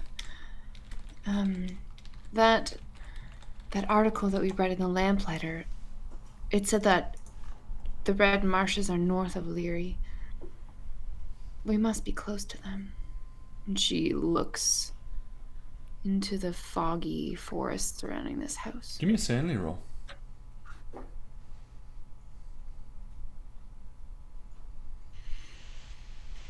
Well, I failed. Yeah, you feel like you can kind of see something deep within the woods, sort of like a blinking soft blue light. And for a second, especially in this day and age when electrical lighting is so, and flashlights of that color would be just completely unheard of, it sends a chill up your spine, not in a necessarily aggressive or terrifying way, but something about it just seems so otherworldly that you can feel hot pins and needles over your mind. Take 1 point of sanity damage. Did you see something, Petra? There's a light in the forest just there. And as you look, Is it it's gone. It sort of blinked for a second and it's gone. Hey. Must be just a firefly. Oh. I put my hand on her shoulder. I say, okay, you're okay. Come on. Let's get inside. Of course. How silly. You ascend the 2 wooden steps to a beautiful faded blue wraparound porch. The hard soles of your shoes creak as the boards beneath you sort of have a bit of give to them in the damp light. Despite the gray sort of being omnipresent, it does seem a bit dimmer since arriving. From the car to here already, you can see that 4 o'clock is sort of the cusp of when darkness falls. Do you knock? Do you sing, kick, fart? I'm going to knock on the door. Okay. Give me a listen roll. I would love to. Okay. Let's give this a try. Oh boy. I failed. Okay. It takes a fair amount of time. Stand there for maybe 10, 15 seconds. And then the door, you can hear a lock turn. And then it opens maybe 4 inches, and you see a woman's face. She's young, maybe 33 to 37. She has dark eyes and her eyebrows are arched. She has sort of a doubtful and almost angry expression on her face. Her short brown hair is parted in a picturesque way, but it looks like it hasn't been cleaned in a few days. She wears a simple white dress top and sort of clasps the door with one hand. Her second is hidden, and she sort of looks you over. What do you want? Miss Patterson? Yeah. My name is Jan Cotton. This is Petra and Cedric. And How do you do? we heard there might be the boy from the boat here. Who told you that? We read it in a report. It's been a really scary hell of a day, and we're looking for somewhere we can. We just arrived. I hold up a hand to Jan, and I say, "We've just arrived. We were on the boat as well, right?" Yeah. Oh, okay. I don't know what you think you know. My name is Megan Patterson. This is my sister's place. Megan, it's a pleasure to meet you. Yeah, I'm not looking for visitors right now. Of course not. Unless you need anything. Well, we're very concerned, you see. It's a long tale. But when we were on the ship that crashed into the shore, surely you've heard of the ship and where the boy came from, Richard? No, I don't know anything about a ship. Look, I'm sorry. I don't think I can help you. And she sort of goes to, like, shut the door. Excuse me. Sorry, miss, but the boy. You are looking after a boy right now. No, there's no right? boy here. There's no one here. There's just me. You said this is your sister's place? Yeah. And where's your sister? She's on vacation with her husband. No, she's not. Megan, please. We've been through a very difficult ordeal, and it's not terribly safe out here. Would you mind if we come in, please? Are you trying to intimidate her, or persuade her, or fast talk, or what? I'm trying to persuade her. Okay. And I don't do it. Yeah, no. She continues to try to, like, shut the door. I'm gonna push it. You gonna push the door? No. Well, no. I'm gonna push that roll that she did. You Can I didn't do roll that? it? Did you want to roll something? Did you want to roll, like, charm or something? Yeah, I was thinking about rolling charm. I mean, this is the time to use charm. Definitely. And I'm going to take a step back and say, look, Megan, Miss Patterson, we don't want to scare you. We don't want to alarm you in any way. We're trying to get to the bottom of this fog. And if you are able to help us in any way, then that would be spectacular. But if you are not, we will gladly go on our way. We're not going to force our way in. We just would like to have more information. And from the reports that we gathered, it seemed like you were a good place to go. You can see she's conflicted. Why don't you give me a charm roll? All right. Come on. Big money, big money. Big money. So my name isn't Cedric right now for the sake of rolling. Oh, that is a... Old faff. That is a hard success. Nice. It's your lucky name. So she sort of steps back, and you can see for a moment there's sort of like a bit of a defeated sigh. You can still see she's very nervous, and she still keeps her other hand hidden, and she sort of says, all right, you can come in. And she steps back and sort of opens the door wide to you, and you see simple living room. Again, it's a sort of converted farmhouse. You feel your boots hollow on the floor beneath you as you enter, and the creaking wood planks. You see a fireplace on the far side that sits largely unused, windows that face the back lawn, which seems to go on for maybe 50, 100 feet before touching the edge of the woods again. A simple kitchen table that sits there, and a cutout towards the kitchen where you could hand things through. And she sort of gestures for you to take a seat on a 3-person couch that sits in front of the fireplace. Perfect. Is there anyone else here? Are you asking her? I am, yeah. Is there anyone else home? No, it's just me. All right. And yeah, I grab a seat on the couch. And she closes the door behind her and sort of leans against it. Look, I don't know what you want. You seem like nice people, but I don't have anything that I can help you. I'm sorry. How long have you been looking after the place for your sister? A week? And when did everything start happening? The fog.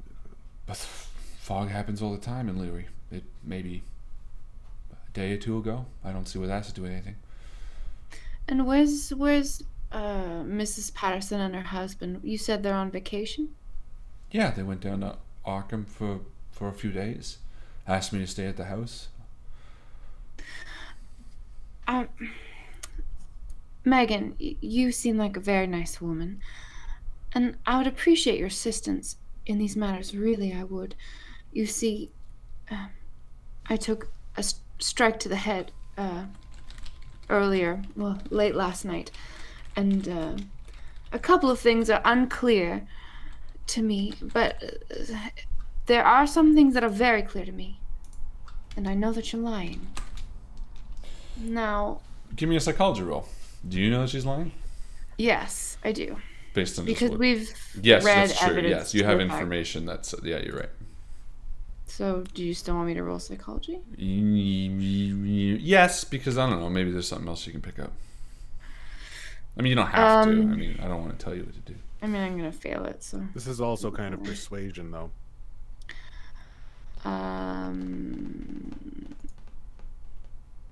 31. Yeah, no, not quite.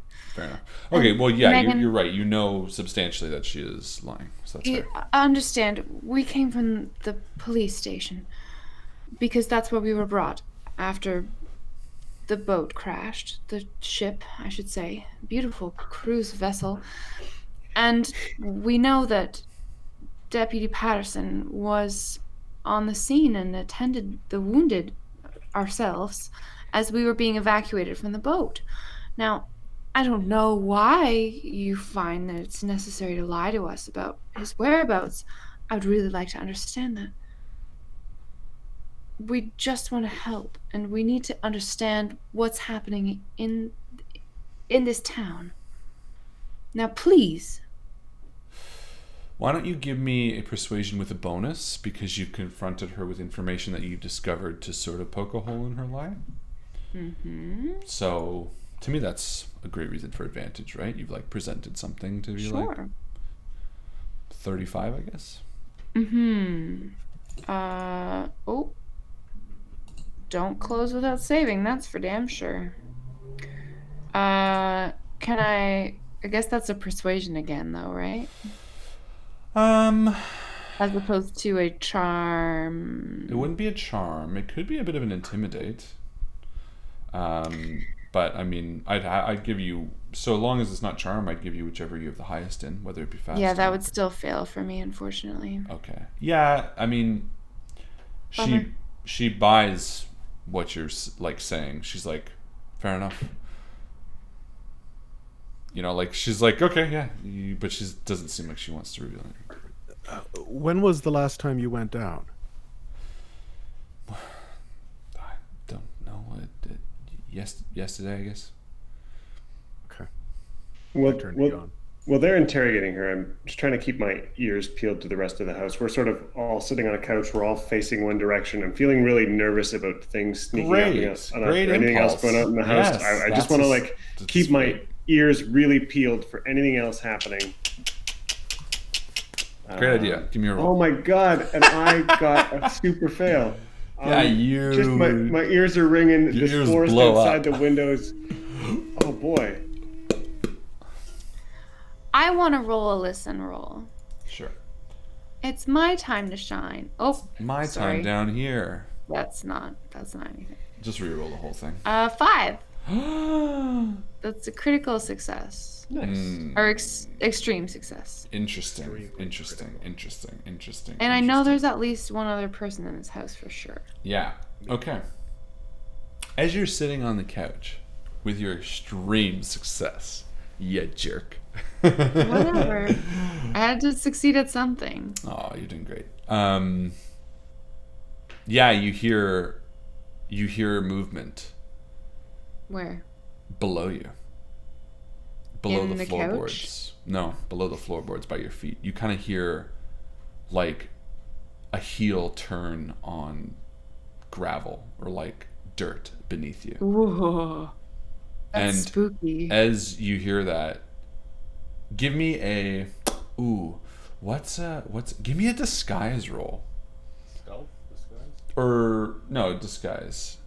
I mean, this is totally just Laughable. to see if you'll, I mean, who knows? You rolled a critical. You think I'm gonna be like, what was that?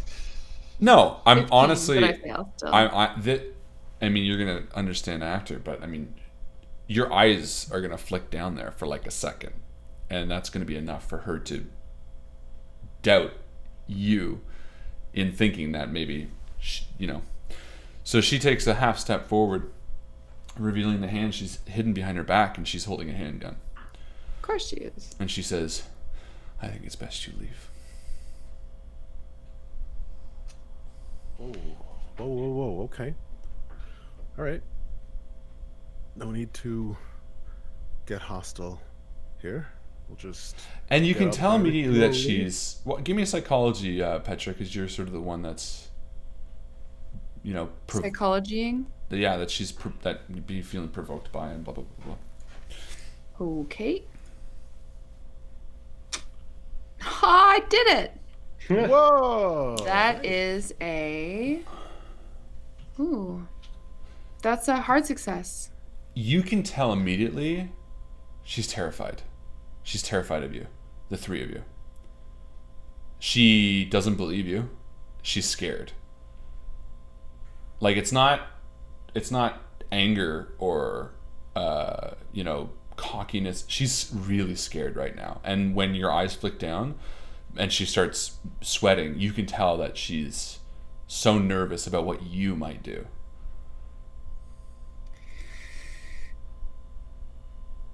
I don't want to make this difficult for you, Megan. We're not here to harm anyone. There's no insidious motive here. You'll see I'm unarmed. Please don't shoot us.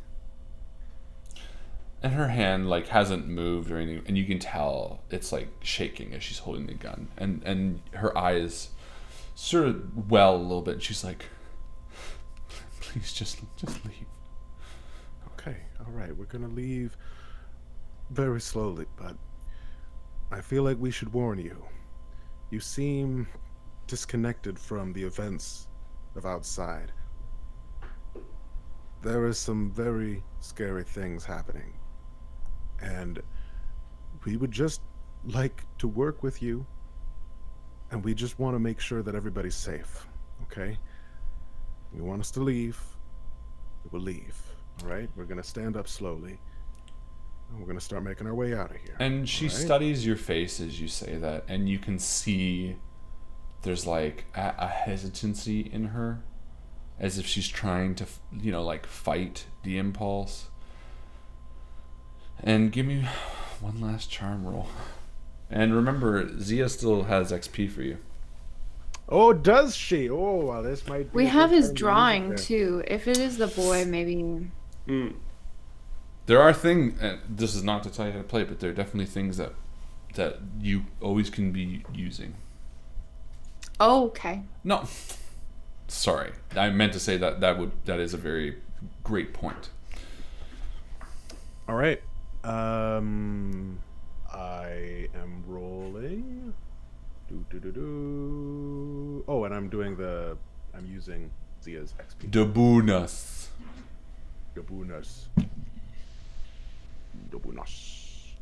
45 is a success. You see Regular. her shoulders sort of relax a little bit, and she puts the gun on a table by the door and sort of wipes the sweat from her brow, and almost like tearfully she's like, Scott, I don't think they're here to hurt us.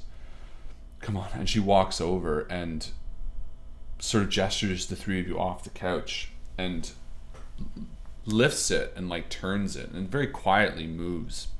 And you see beneath it is a trap door, and she opens it up, and as she does, each of you see a man directly below where you were with like a shotgun, and he lowers it and begins walking up the stairs, and behind him follow two young kids.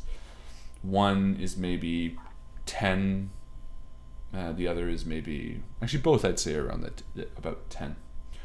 And as they approach and she puts the trapdoor back down and flips the carpet back over, she turns to you and says, I'm William's wife, Geneva Patterson. I'm sorry. I don't know what to. And she like looks over the door and like walks over and like locks it again and goes to the curtains and shuts it and says, this might be the stupidest thing that I'm gonna do, but I believe you. Geneva, I can't imagine the day you've had to get here. It's earned. I can't imagine you're scared and that you're trusting us at all. I mean, shows how foolish you are. I rip off my face. Oh no. And Scott, this other guy, sort of leans the shotgun up against the wall and like lifts the couch and moves it back as the two kids are sort of like, oh, and he turns to them and he's like, go play. And they're like, oh, and they like walk down. Do we recognize the boy? You saw the boy from like the ship deck, and then with a breathing machine. So like you didn't get a great look at him, but yeah, it's pretty clear that one of the kids is him. And he sort of, this guy looks drained. He's an older man, maybe like 40, 50. Thin hair, bald on the top, gray. His face looks sort of gaunt and tired, and he looks like himself has been crying. He has like a nervous shake to him as he walks, and he's wearing a thin cardigan with a checkered shirt underneath and worn jeans, and he sort of sits down with almost like a nervous sigh. You can tell that he trusts Geneva's call, but is equally nervous about the three strangers in his home, especially one that sort of looks like, they've been murdered, like cut through the fucking face. Just like, murdered 3 ways over. Yeah, Yep, just he's terrible. not in a good way. And Geneva sort of takes a breath and looks towards the three of you. Why did you come here? Is Scott the deputy? No, I mean, no, he's not, sorry. He looks like just a random guy. Just a dude. Yeah. We read in one of the reports, I believe it was the sheriff's report, yes? Have you? Or the doctor's. William? That William is her husband, the Deputy William Patterson. we read in a report that the boy was being kept here. You'll have to understand, ma'am, that all of this happened to us. It all started with the boy. Mm-hmm. We're looking for answers. He was brought aboard our ship. He was found in the ocean. It turned out there was some foul play afoot. A madman, a stowaway, pretended to be the captain, brought the child aboard our ship. The child was unconscious, in a coma of sorts, and I was on a respirator, and then awful dreams and murder. We think that this boy, Richard, that he knows something that is key to us understanding what's happening to everyone in the countryside. And she sort of nods and shares a knowing look with Scott, who's sort of like, it's kind of like, yeah, that makes sense. And she walks over and she's like, sits down across from you in one of the high back chairs and says, William came here after he got fired from the sheriff department for trying to help those people on the boat, you. It turned out that Dr. Cunningham found out about the boy, found out that he was drugged. William said that if people from the boat wake, they might be looking to come and hurt him. He didn't know. He didn't know who would have and why. And as she's speaking, it sort of begins to ring true. You know from the documents that you'd found at the hospital that they examined the boy and found that he was in a medically induced coma. Mm-hmm. Mind you, no one else from the boat survived to explain what happened. So as the deputy knows, there are 5 people that have come from the boat and a boy that was poisoned. He comes to his wife and sort of says, if anyone wakes from the fucking city and says they're from the boat, don't trust them. So it's sort of, as this knowing look between Scott and her sort of fades, you begin to sort of sympathize with why she was extra nervous when you sort of said where you were from. That's just my way of explaining. You were right to be nervous about us. There are very evil people who may yet be survivors of this terrible accident. People from the ship. You would know them for the songs that they sing and the delight that they take in causing pain and fear. But that is not us. No, I know. William always thought that there was something else in this town. I don't know what you mean by causing delight and fear, but Scott, maybe these are the people that came to your place. And he sort of makes a nervous eye, and he's about to continue. And she's about, you haven't heard from Will or my husband William. He and Will Conway, who worked at the hospital, they were going to go south to Arkham. They told me yesterday after coming back here, but they haven't come back. He said to be cautious. William was so convinced that they were people in town for the last little while that they were part of a cult or something. He had a big case file at work that he believed were all these connected stories about people who have been working in town all around the Greys, trying to make it all make sense. What else was the cult doing? What did he? We'd found a couple of case files about some old murders that were from his desk, but what made him think about a cult now? Something about, I don't know. He told me things, never names, but people missing, that they were ramping up to something, that something was, the minute he got the call for the ship, It was almost as if something clicked. Something that he had been worrying about made sense. He didn't know. He wouldn't share it with me, but he didn't know either. But he told me before he left he had this gut feeling that this was all lining up to something, that everything was starting to fall into place, and he was so scared for that. And as she's sort of like thinking, Scott says, someone tried to break into my house. And she's like, yeah, Scott's a neighbor. He came over a few hours ago. Well, I guess, God, it was early this morning. Banging down the door, basically woke up Gregory and the kid. It scared me at first. William said not to trust anyone, but Scott's an old friend.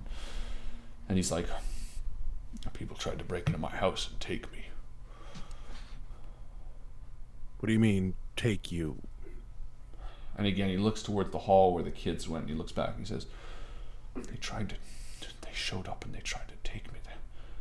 They were dressed like, in these robes. People that some maybe I recognized from town, some I hadn't seen before. And they were eager to take me away. I managed to escape, head into the woods, and then swing around and come here. That's very disconcerting news. Did you recognize any of them? No, but... And again, he looks again to the hallway and then to Geneva, who you can tell already in anticipation of the news, she's like breathes a sigh. But they had these grins cut upon their faces. They were maniacal, evil, human but inhuman. But working together? Yes. And in robes. Yes. This is news. The boy. Has he said anything about his experience or what it was like or anything? Not to me. He's talked to Gregory a whole lot, but... Maybe we could share a look with the others. I could pull out the drawing that he made with the black stone thing on it. So he mentioned any stone like this. I think he drew this when he was... And she looks at it and sort of says, not to me. Could we show it to him? Of course. You're free. The boys mainly play. We saw in the case file that your husband was working on a symbol, and Petra draws it on her palm, like this, an upside down triangle with a cross across the top. Do you ever mention something like that to you? And she sort of looks at it for a second and says, I don't think so. But let me check his office drawer. And she stands up and says, excuse me, and she goes and searches in the office for a while. And while she's gone, I spot hidden in the room. Spot hidden all the way. I did it. Yeah, Right. You see pictures on the wall of the deputy and his wife and their son when he's a bit younger. Obviously one of the two boys that you had seen. Gregory Patterson. You see a few sort of trinkets hanging on the wall. You see a stand for the double-barrel shotgun that Scott Goodman had been using. But other than that, nothing jumps out to you.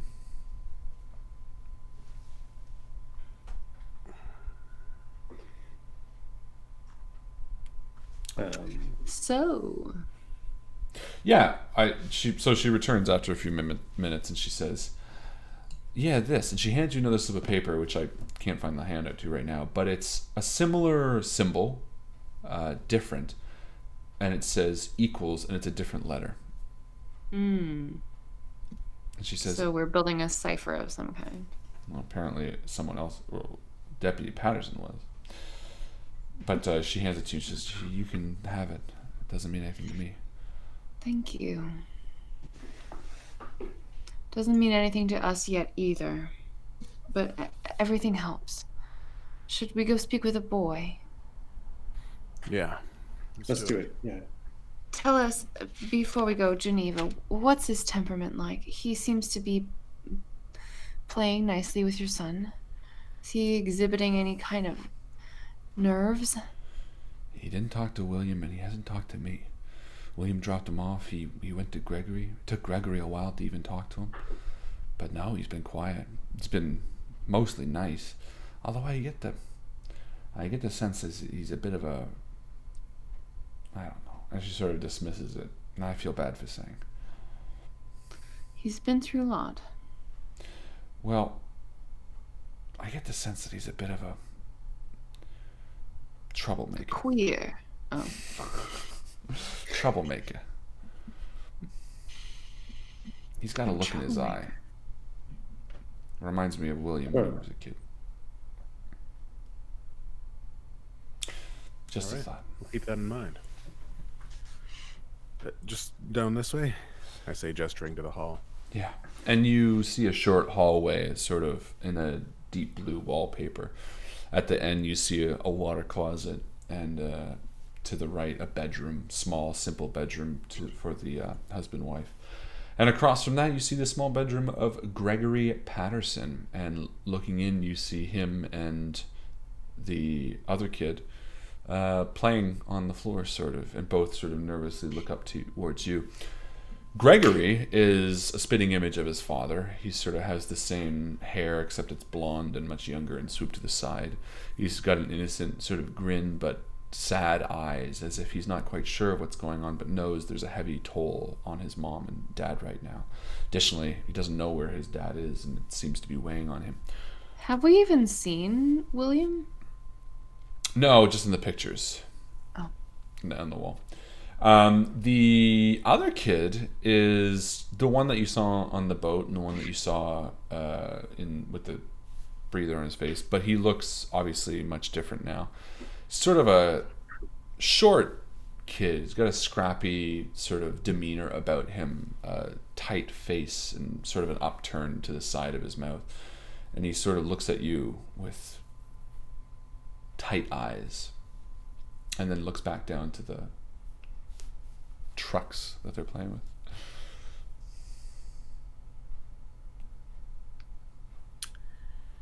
Well, I'm not really one for children. And I'll kneel down and I'll say, "What are you playing?"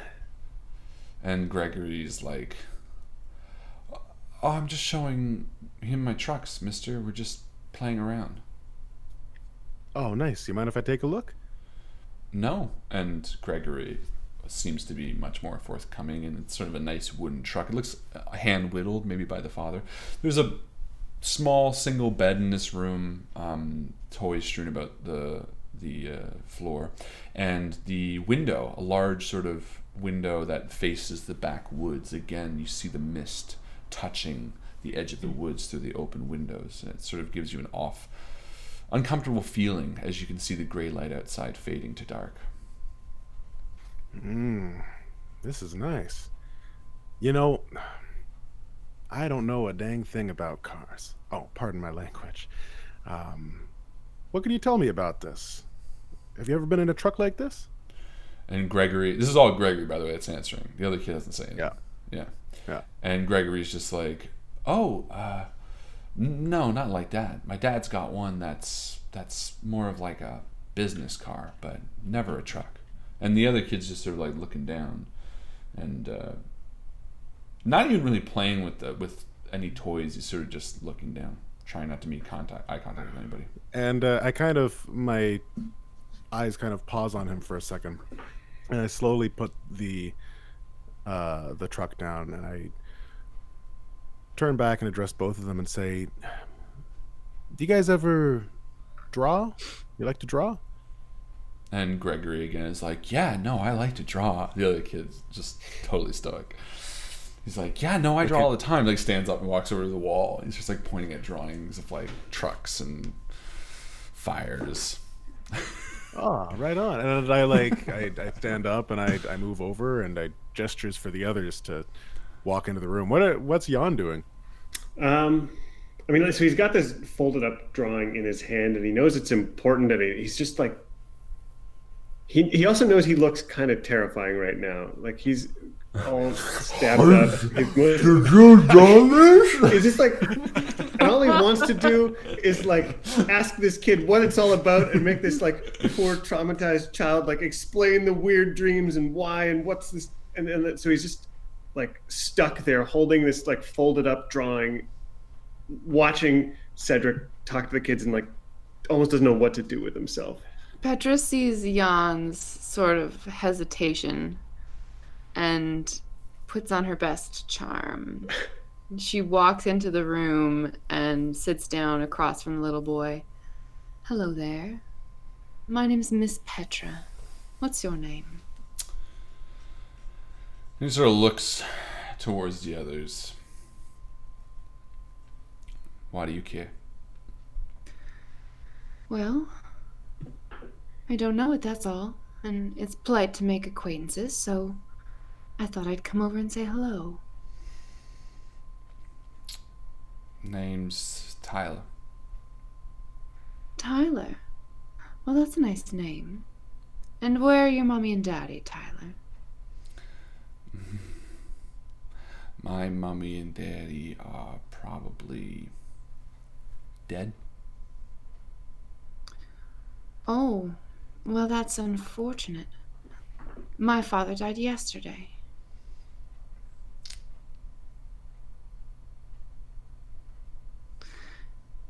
And how did you get here, Tyler?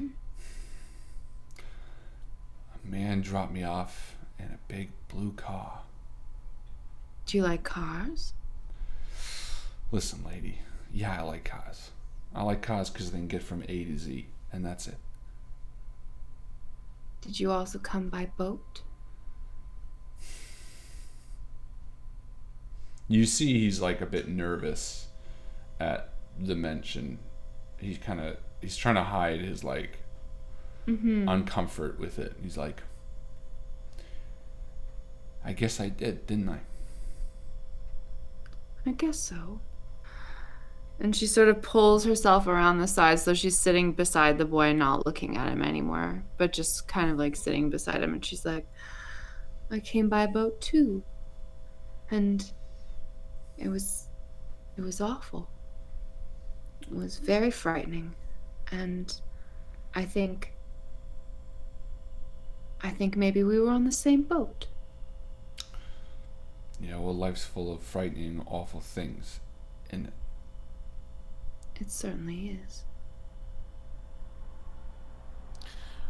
So I peruse the pictures that are on the wall with Gregory, and I watch him as he kind of lights up as he explains the different ones. Yeah.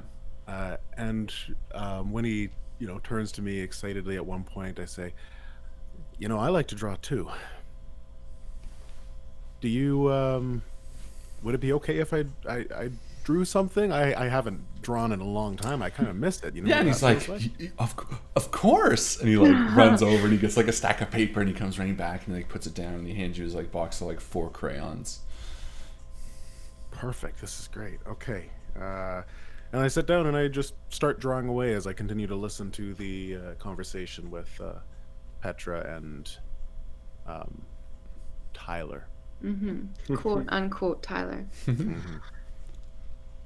Now, Tyler, I was hoping that you would tell me a story.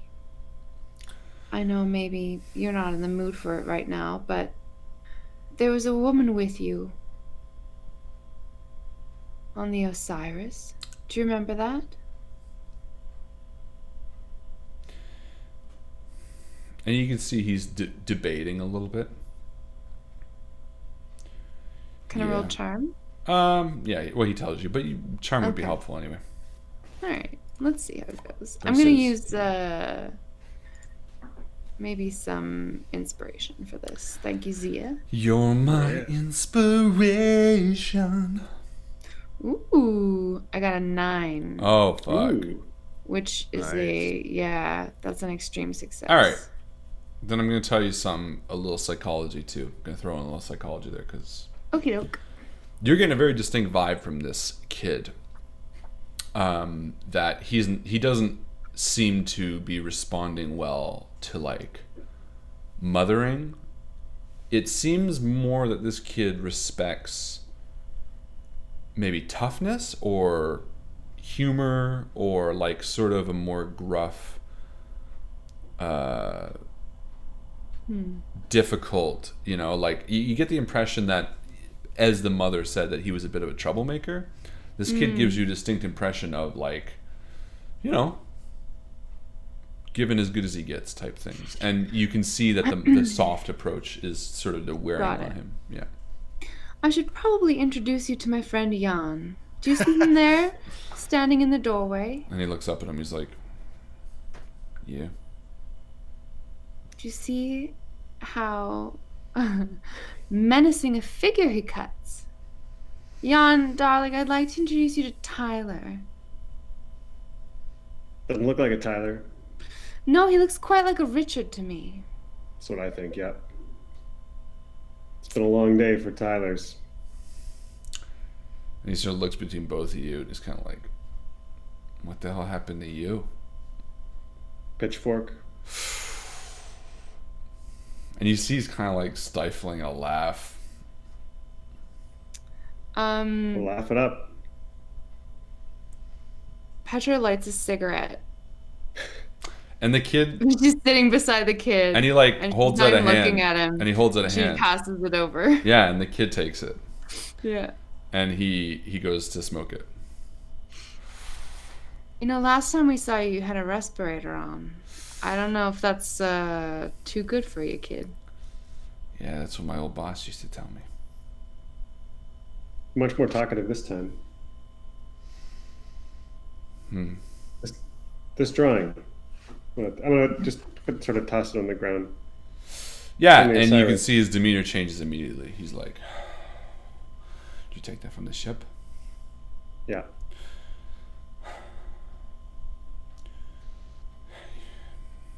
I don't want to see it. You should burn it. I'll keep it. Or get the fuck away from here. Here's the thing, though. I see that when I close my eyes because it was in a dream that I had. And I think it was in a dream you had too.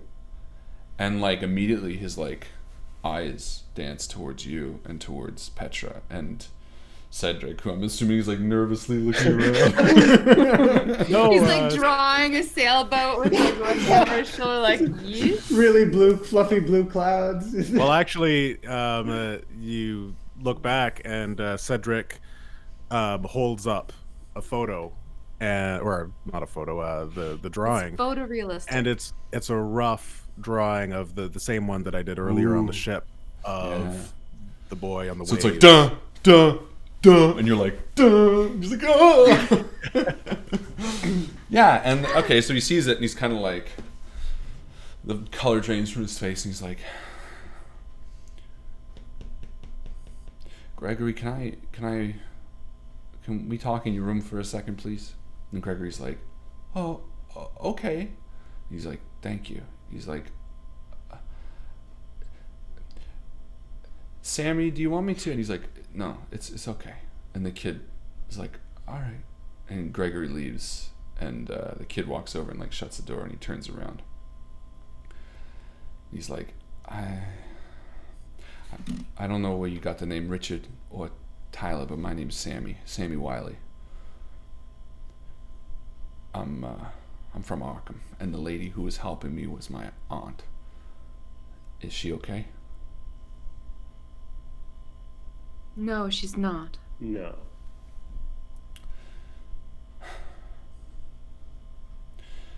Sorry. Listen, I have to tell you something. You guys seem like you know kind of what is going on a little bit, maybe.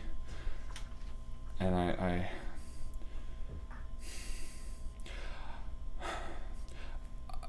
about a year ago, maybe less, I don't even know what month it is now, maybe 4, 5, 6 months ago. I grew up in Arkham as an orphan. I didn't have a mom and dad. I would do odd jobs, running jobs for a lot of different people. Sometimes cops, sometimes the opposite of cops, sometimes investigators. And I worked for one great team named Strong and Kane. And I worked for them, did a lot of things to help them out. Anyway, they got a package one day when they weren't there, and I brought it in, and I opened it for them. And inside was this stone. It was like this gray egg. It was like concrete, you know? And I opened it up, and I reached in, and I pulled it out, and I looked at it. But when I held it, I could feel something. It was like a voice in my head. It said something. Something about a black stone, like the one I was holding, but like different, more raw, you know. I freaked out and I dropped it and I left. But a few days later, when I went back to work, Strong was there, and he was asking me about it, if I opened it, and I told him, and he acted all weird, and he didn't quite understand. But every night since then, I was having these dreams, these vivid dreams, like the ones you were talking about this black stone. Not just what it is, but where it was and how it could be used. And I try not to think about it. I put it past my brain. And until this guy started coming around. His name was William Carter.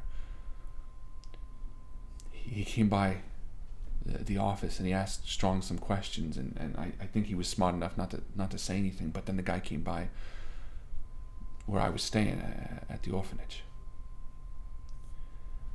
and he started doing something to the people. And the head mother there, she was always someone who kind of got me, but after he came by, I tried talking to her, and she was different. She was changed. Listen, I know this sounds crazy, but this guy was after me. He started looking for me. I was hiding all throughout Arkham, but no matter where I hid, he was finding me. He cornered me one time, and he asked me about this Blackstone, and I ran, and I eventually asked my aunt. I told her she needed to get me out of there, that we needed to leave right away. He killed Strong. He killed the guy I was working for, one of my best friends.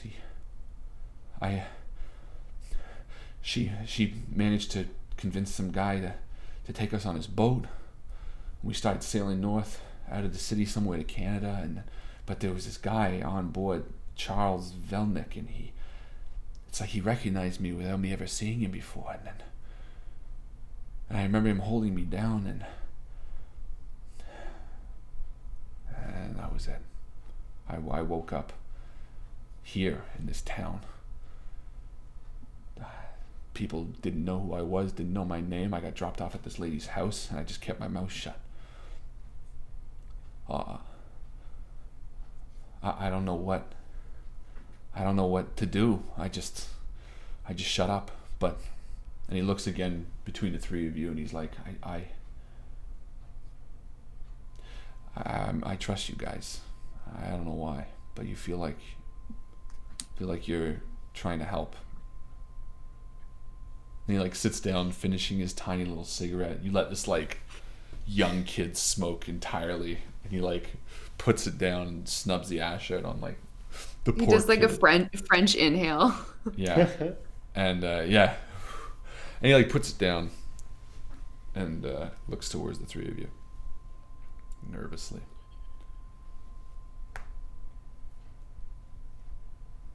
Well, Sammy, that's a hell of a story.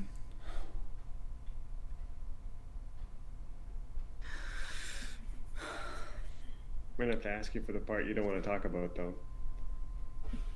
What's that? That egg, the things it was telling you, where it was. How it could be used? We've seen an obelisk and we know if it gets some blood on it, all hell breaks loose worse than it has already. And I feel like they're connected. You can see it.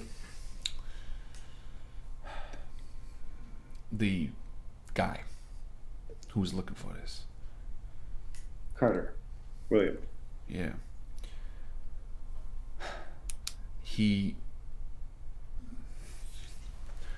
I didn't mention that I touched the gray stone. I don't think he knows where it is. I hid it. But he was talking about this black stone. Like it was something real powerful and evil. And I could sense something in it. Like, I don't know. Listen, this guy, he killed my partner to get to me to find out where it is. And he kind of motions to you, Petra, for another cigarette. She's like, one more. Thanks, That's lady. it. Thanks, lady. I've been craving one. And she takes Gives it. the 10-year-old another cigarette. Yeah, and he like Well, lights it they're up good again. for you at this point in time. And he's like, listen, this guy, he really wanted what's going on in here. I don't think it's wise to tell you. We're already targets. We know too much already. What you do by telling us is make 4 targets instead of 1. You make yourself safer. Well, I kind of see it as the opposite. See, he needed to know what I needed to know. Which means even if he catches me, I got information for him. And he kind of smiles and steps back, as if he was like wearing suspenders almost. You can picture him in a poor boy cap and like suspenders running around Arkham, and he kind of sits up and says, it's not just you I'm trying to protect. Having this information right now means that if he does find me, and let me tell you, he was tracking me everywhere. I have no doubt in my mind that Charles Velnick, when that guy looked at me, when he recognized me, it didn't sound like his voice. You get what I'm saying?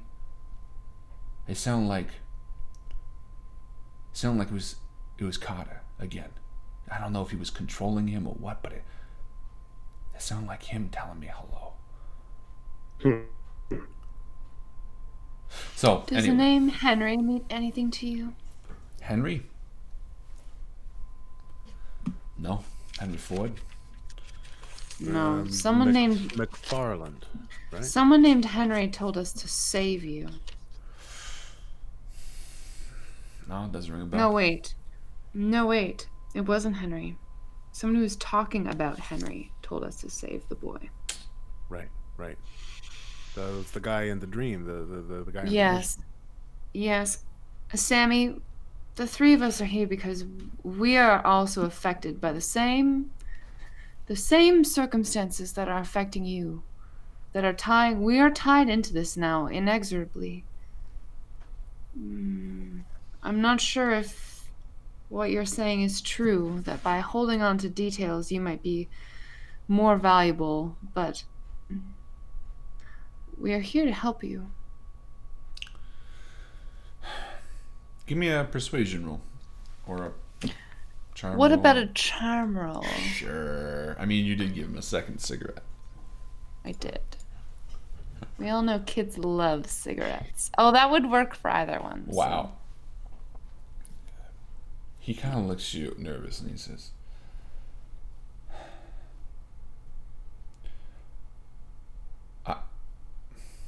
I don't want to tell you where it was, but I'll tell you, I didn't just see the black stone. I saw there was 2 other stones, the gray one that I was holding, but also a red one. It was like a deep maroon, and I think Carter had it. I think maybe that's how he controlled Anne at the orphanage, or that's how he was. Maybe that's how he was speaking to Charles. I think he has this thing And if that red stone let him control someone, and that gray stone let me see things, all of these stones at once, and this, I guess I'm just nervous to say what this fucking last thing would do. And he sort of looks like taken aback as he like looks down, like, and as you do, you hear Gregory, "Mom, Mom," from like outside the room. He's saying, Is he like, calling her? yeah, like scared almost. Open the door and check on him, maybe. Yeah. And Yeah, I'll he's follow. in the opposite room to the bedroom, the parents' bedroom, with the window. Sorry, I said the kids' window was facing out back. I meant the bedroom window was facing out back. And he's like sitting at the window. He's like, "Mom, Mom!" And you see him like at the windowsill, looking towards the edge of the trees out back. What's coming out of the trees? Gregory, get back, Gregory. I say as I walk forward and squint out the window. And as you do, the mother and Sam, Scott, enter the room too. And Jan, who else is entering? Everybody? I think everybody, it sounded like. And yeah, you see him eagerly shouting and like pointing at the back window as he steps back at your request. And you take a look, and you see small dancing lights emerging from the fog in the woods behind the house. Petra, you immediately recognize it as that like singular blinking light that you had seen. And you watch them for a moment as they sort of blink and grow brighter as they seem to be approaching the house. This is bad. These could be cultists. Scott, do you recognize this? And he's like looking, he's like, "No, Is this what happened when they came for you? no." Everyone, I think we should get into the trapdoor. And Geneva's sort of like nervously looking at you and then back to the window. Cedric, are you still watching? Yeah, I am. Do you want to give me a spot hidden or just wait long enough to see? I do want to do a spot hidden. Hmm. Oh, a 7. Oh, there you are. Extreme success. I got a 3. You see 3 distinct lights. Oh, you both do. You see 3 distinct flashing lights. And as they grow larger and larger, you see that they are sort of like floating salamander-like creatures that are growing about like maybe a foot long. They have 2 huge globe-like eyes, but they don't appear to have a mouth.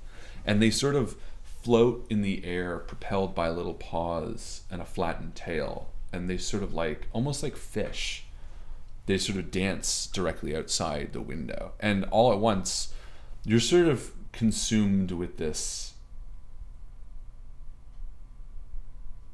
energy, this like, not joy, but sort of like, they seem very peaceful almost. Like it's a feeling that sort of washes over you as they sort of like dance in front of the window a little bit.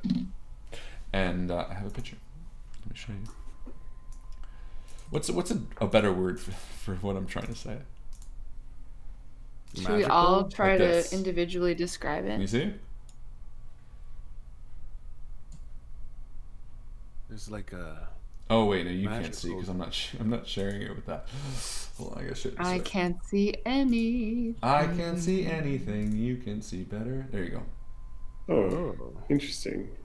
Yeah. So that's 3 of those are like dancing out front of the window, It's and they very sort of just, fish-like. yeah, and they very just sort of like passively continue to like dance. And after like a moment, Gregory turns to his mom and he's like, "Can I touch one?" And she's like, I don't know. And she like No. turns to you guys. No. You do not touch creatures that You do not touch things know you what do they not are. know. No, you cannot. I'm sorry. I'm making the decision for you. I'm putting my foot down. Yeah, It's a bad No. plan. Don't go near those. those are not part of this world. Can I roll haven't occult seen. knowledge? Yeah. In fact, Yeah. I want you all to roll a improvement check on your occult. Ooh. Sure. Or, sorry, on your mythos? There's a mythos one, isn't there? Yeah, we all have 0 on mythos. Yes. So I want you all to roll, all add 1d10 to your mythos. Bada bing. Bada 9. Fuck yeah. And then I will now allow you to roll on it if you'd like. This is the Sure. first thing. Actually, I wanted you to add. I forgot. I had a note to add a mythos in when you first encountered the obelisk, but I had totally forgotten. So you know what? Why don't you add another 1d10 real quick before Ben, rolling? can I re-roll my D100? No, but you can all add another 1d10. A 1. So I got a hot 3 on my mythos. That's all the God. that's all the specialty creatures that you've encountered, right? There's the obelisk. This thing. Oh! No, I'm gonna use luck we've to been- succeed. Oh, We encountered Tentacle Beast. We encountered Rat Guy. Rat Guy would give you another. So after this, you can all do. But Justin succeeds anyway. Yeah, well, Wow. I'll roll the d10 to see if I get. Oh yeah, maybe you don't have to spend anything. That's fair. Right. Nope, I do. No. I need to spend 1. Okay. Yeah, so this is the first time you've ever rolled Mythos, and as you do, you sort of you kind of feel like you can understand this creature for a moment. And you sort of have this almost otherworldly experience for a moment, Cedric, where you don't fully understand, but you can almost sense the creature's intentions. You get the impression that it feeds off ambient energy, sort of like life force, that everyone generates, but it only needs a tiny bit. If 1,000 encompassed you, yeah, it might make you really, really tired, but it doesn't seem to be dangerous. It's almost like it's almost like an alien firefly. How big are they? And Like a foot. Okay. as I'm in the middle of my rant of why you shouldn't touch them, I kind of cock my head as this kind of wave washes over me, and I go, huh. And I turn and walk out of the room, Okay. Cedric? and I start making my way down the hallway, and you hear the back door open and close. What's he doing? Cedric, where are you going? Almost in a trance, I walk out, and I begin moving towards these creatures. Yeah. Cedric! And as you do, they approach, and they sort of curiously study you, and then sort of fly around you, and you hold your hand out as one sort of brushes along the palm of your hand, and you can feel the the ridges on its back sort of tickle your palm, and it sort of wraps around you as Gregory and Sammy and Geneva and Scott are watching through the window at you. Are you two there too? Are you following? What are you guys doing? I'm Yeah. standing flummoxed by the window. Okay. Yeah, I don't think well, I'm going to try and limp down the stairs after Cedric so I can at least open the door and be standing there ready to slam it when something goes bad and he needs to rush back so inside. The He two are has still so many parasites in his body. The two It's are not sort good. of continually to investigate and curiously watch Cedric, and one sort of starts floating towards you, Jan. Do you do anything? I'm gonna hold one hand on the door, ready to sort of slam it and put it between me, but I'm not gonna do that yet. I'm gonna let it. Yeah, and it comes, Close. and it's about to touch you.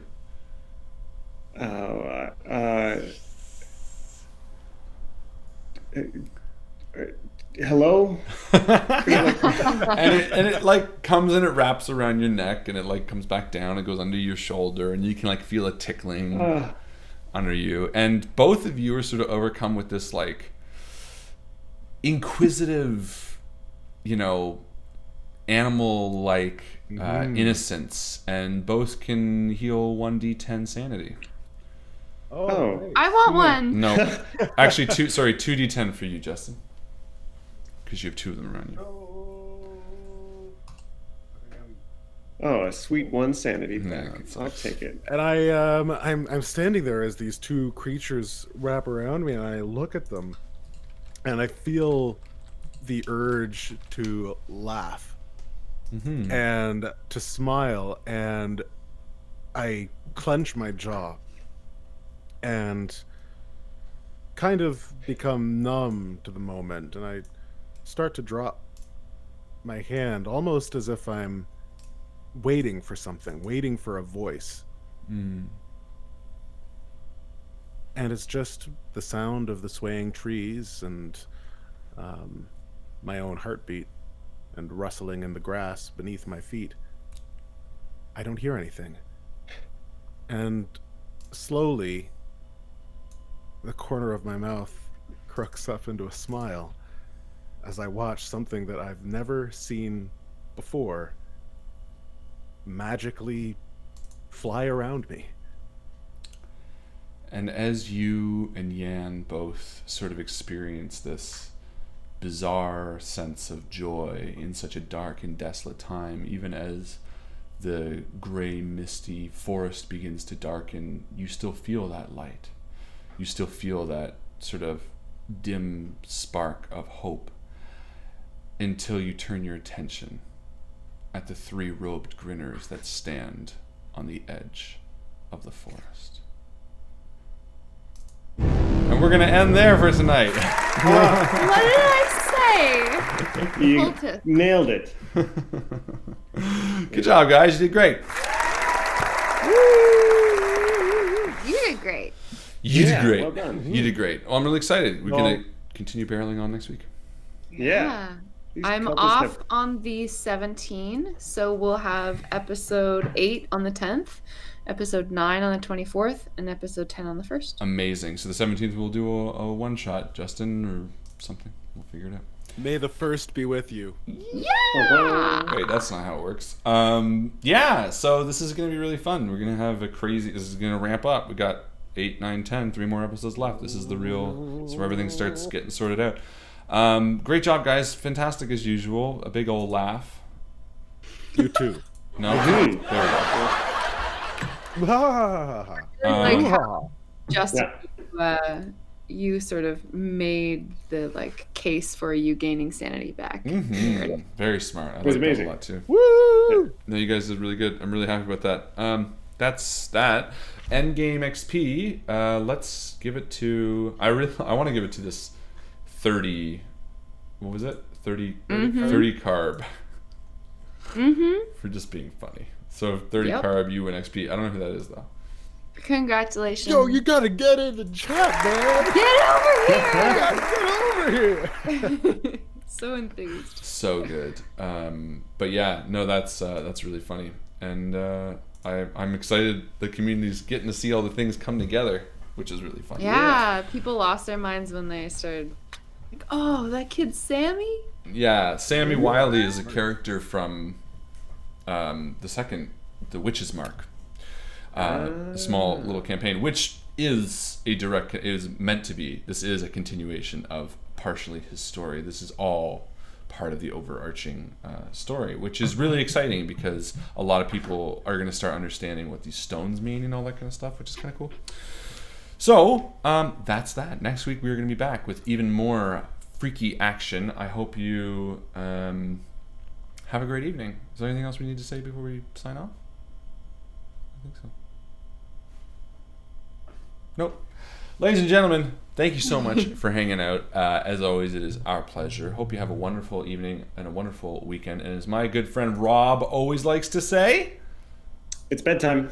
it's bedtime. Good night. Yay!